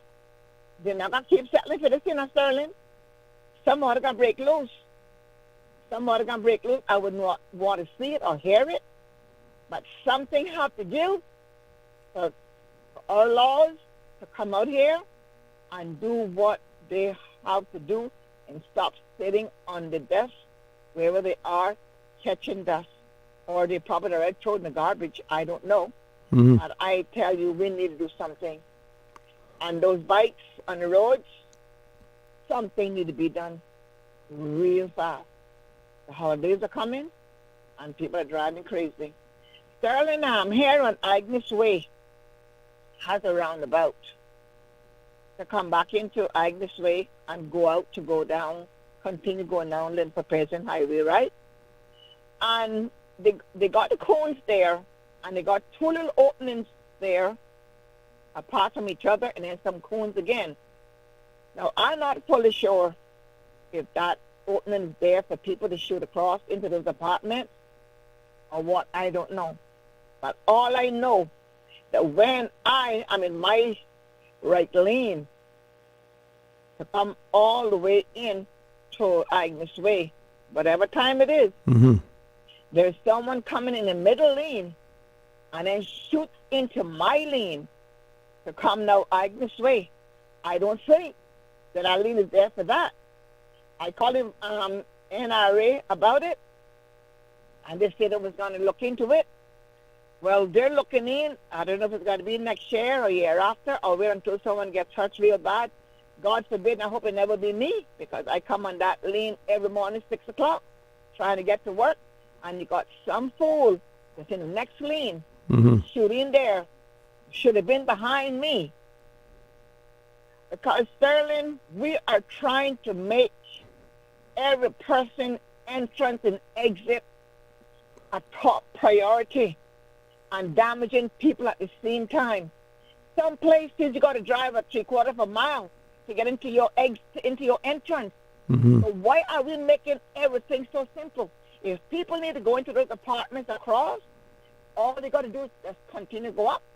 Just like who live in Randike, got to go up to come back down to Randike. Those guys should be able to do that to that apartment too. So I'm asking NRA today to please come out here and put cones there. And I don't think they're really there for the buses, the school buses, because then we can make that round to get up where we're going. We don't have to have that opening there. That's what the two of them is there for. I don't have a clue. And I'm asking NRA to please come out here and put some cones in those two slots before the Christmas holidays come. And then they decide after what y'all going to do. Anyone who needs to go across to those apartments need to go up, just like how Randike people have to go up to come back down into the entrance. Well, let these people do it too. We need to stop accommodating people in a lot of stupidness and a lot of little short cuts for them. What about our protection? What about their protection? You know, you are right in that maybe more should be happening, but again, as I listened, it comes back to us as a society. Are we going to allow others to define, or are we going to do it for ourselves? You know, as we take the break, anything quickly you want to share? I just want to say that in Foster's yard, there was a chaos there, people trying to get out, and the fire truck team, what happened there? Now I don't know. So I found the guard out and went down to cut to get some lunch, but I wanted Foster lunch. They got some in there that I like to get every day. So, but I got some things. So I'm going to have my lunch and go do my kids, and they hopefully the rest of the day be safe for everybody. And that's our prayer. Just got to keep God first. And we'll be all right if we just keep God first and, pray. Yep. Because right now, the way Ireland is going is not looking good. We just got to stay in prayer and keep God first. Yeah, pray without ceasing. Thank you for that. And thank you, Miss Phyllis and all the others who do with such love and genuineness helping our children. So thank you very much, okay? Bye-bye. All right, bye. Let's take the final break. Take the calls when we return. Stay tuned. December is here, but there's still time for that Miami trip before Christmas. Cayman Airways has added several extra flights from Grand Cayman to Miami, perfect for a weekend getaway and to catch that increased duty-free allowance for Cayman residents. But hurry, word is getting round, so those extra seats not going last long. Book your Miami seats online at CaymanAirways.com or call them on 949-2311. All aboard Cayman Airways with extra flights to Miami before Christmas. The Coca-Cola Christmas Parade is tonight. Radio Cayman will be bringing you coverage throughout the parade, starting from the West Bay Fire Station at 5:30 this evening. Stops will include West Bay Fire Station, Governor Square, Cardinal Avenue, Walkers Road, Rubis. The Windsor Park community is invited to join the Coca-Cola Christmas Parade team at this new location. Also South Sound Dock, Spinnaker Square, Red Bay, and will end at the Cecile Crichton Sports Newlands Community Park. Reminder, the parade will start at the West Bay Fire Station at 5:30 this evening. Stay cyber secure with Cayman National. Here are a few tips that will benefit you. Ensure to log out completely when you finish any online banking activities. Be aware of phishing attempts and only click links from trusted sources that are sent from your device through emails and messages. Remember, Cayman National will never ask you for your credentials. If you suspect a fraud attempt or that your account has been compromised, please immediately contact our customer support team at 949-8300. A $5,000 award is being offered for the return of a missing dog that goes by the name of Spiky Haggis. Spiky is white, cream in color, and is a Pomeranian mix. He is a small dog that has a distinctive scar above his left hip. Spiky went missing mid-November in the area of Selkirk Drive and Bimini Drive. Cayman Vets is asking that if you have seen Spiky, a white Pomeranian mixed dog, to take a picture and send it to 525-5838 or call 525-5838 with information that could lead to his return. Now, more than ever, supporting your immune system is crucial to helping your body fight off illnesses like the common cold, the flu, and COVID-19. At ValueMed Pharmacy on Walkers Road and in Boddentown, we carry all the essential vitamins and minerals to help support your immune system and improve your overall health. Some of our top immunity support picks are vitamin C, vitamin D, zinc, elderberry, and quercetin, or the popular 7-in-1 immunity support. Our pharmacists are always on hand to help guide you and answer any questions. Visit ValueMed Pharmacy on Walkers Road or Boddentown. Live happy, live healthy with ValueMed Pharmacy. Radio Cayman's Talk Today.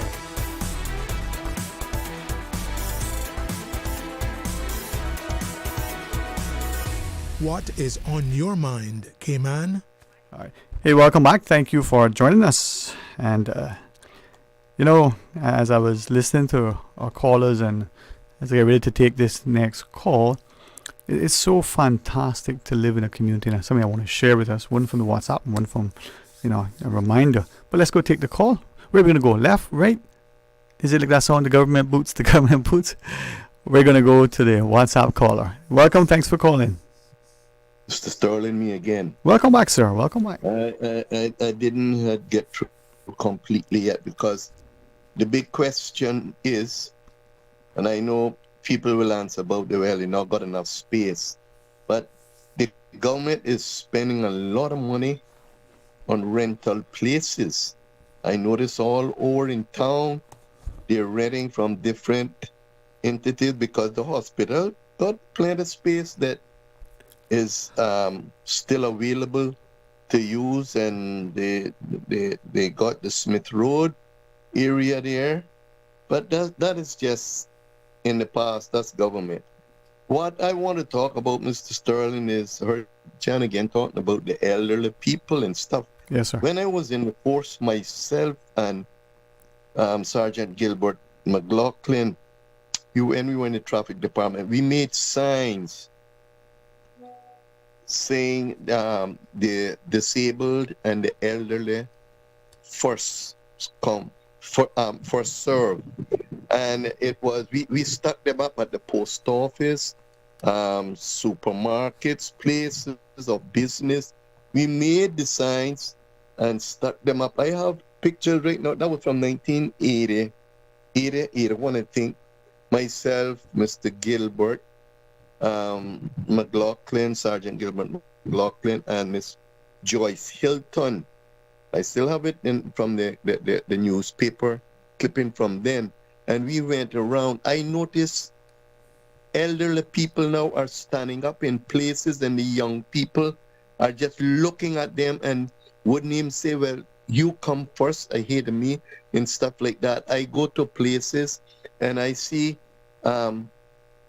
strong, healthy people sitting down, and they see an elderly person come in. They don't get up and allow them sit down first. They do not tend to the elderly people first. Even those places, I mean, I really don't know.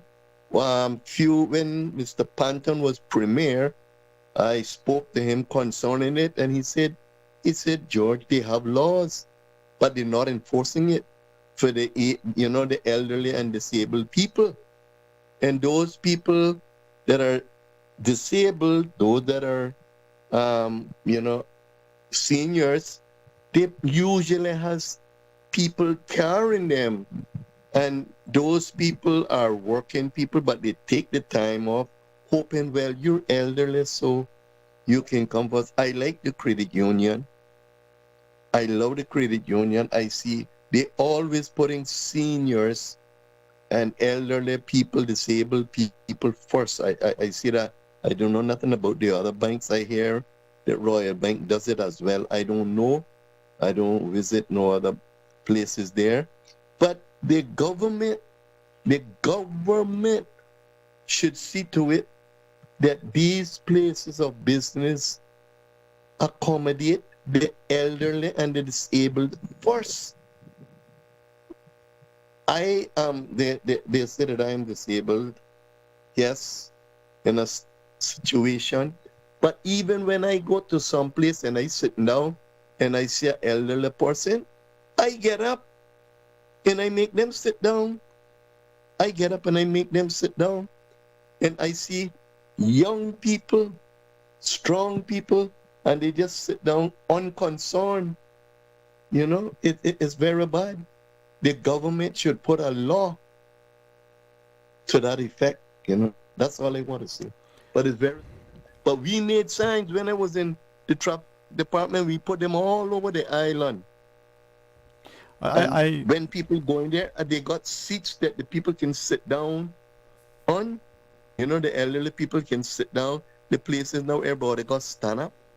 They should have a special place for the seniors and the disabled people. Thank you very much. You're most welcome, sir. You're most welcome. And always come back to it, Laws with enforcement may or may not be of any value, but do we need laws when it would be better perhaps if the society had an ethos that spoke to certain things, right?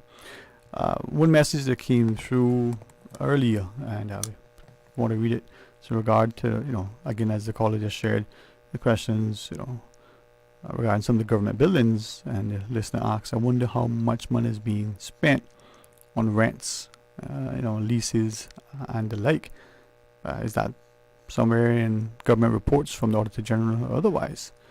Is the public, concerned about it? Is it important? We have, as I shared with Ms. Susan, one of our listeners trying to connect with us on the BRAC, and on our end, the phones are working. We do apologize. All the phone lines are available and open. Hopefully, it's just a glitch. We'd like to take all of our callers, and certainly would like to know that no call is inaccessible.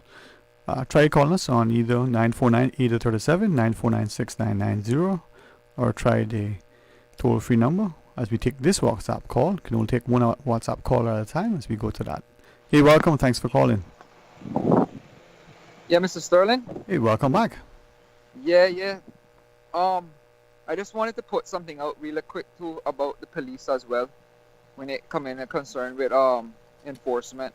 You see, I carries my daughter out a lot to the parks in West Bay. Almost all the parks in West Bay she has went to. And one park in particular that I have a bone to pick with the police should be more engaged in, Scholars Park, right? There is people that go to the Scholars Park that are doing drugs that I am not comfortable with amongst the children that are playing there in the park, because it stinks. And to make it clear, it's not ganja, nor is it cigarettes. Alcohol is involved sometimes, but mainly crack cocaine. It's a very undesirable smell, and it's all in the bathrooms, and it's being done amongst children playing in the park. And I am very uncomfortable with that, And if I've done it one time where I've engaged to the person that does it or anyone that's doing it. And then you get an attitude, if I pick up my right hand and my left hand and decide I want to do something about it, I'll get charged for that, right? I'm not interested in none of that, but the police should be obligated that whenever their minds cross or their vehicles cross the Scholars Park, to ensure that at least give a walkthrough to make sure that there's no loitering that is not invited in the Scholars Park or any other parks really, but particularly Scholars Park, because they make that bathroom facility a house. And a lot of people apparently, from what I hear, thought it was a house, and I'd be like, yo, that's a bathroom for the public to use, and it smells. I've been in the men's bathroom, I've not been in the women's bathroom, but the men's bathroom in particular smells like crap. It doesn't smell good. And I'm not talking about how the bathroom's supposed to smell. The bathroom smells like as if it's a crack house. And I'll say this publicly like that, because if the police don't, or any of the public works that go there, go and don't do anything about it, trust me, I don't rate it. I don't rate that.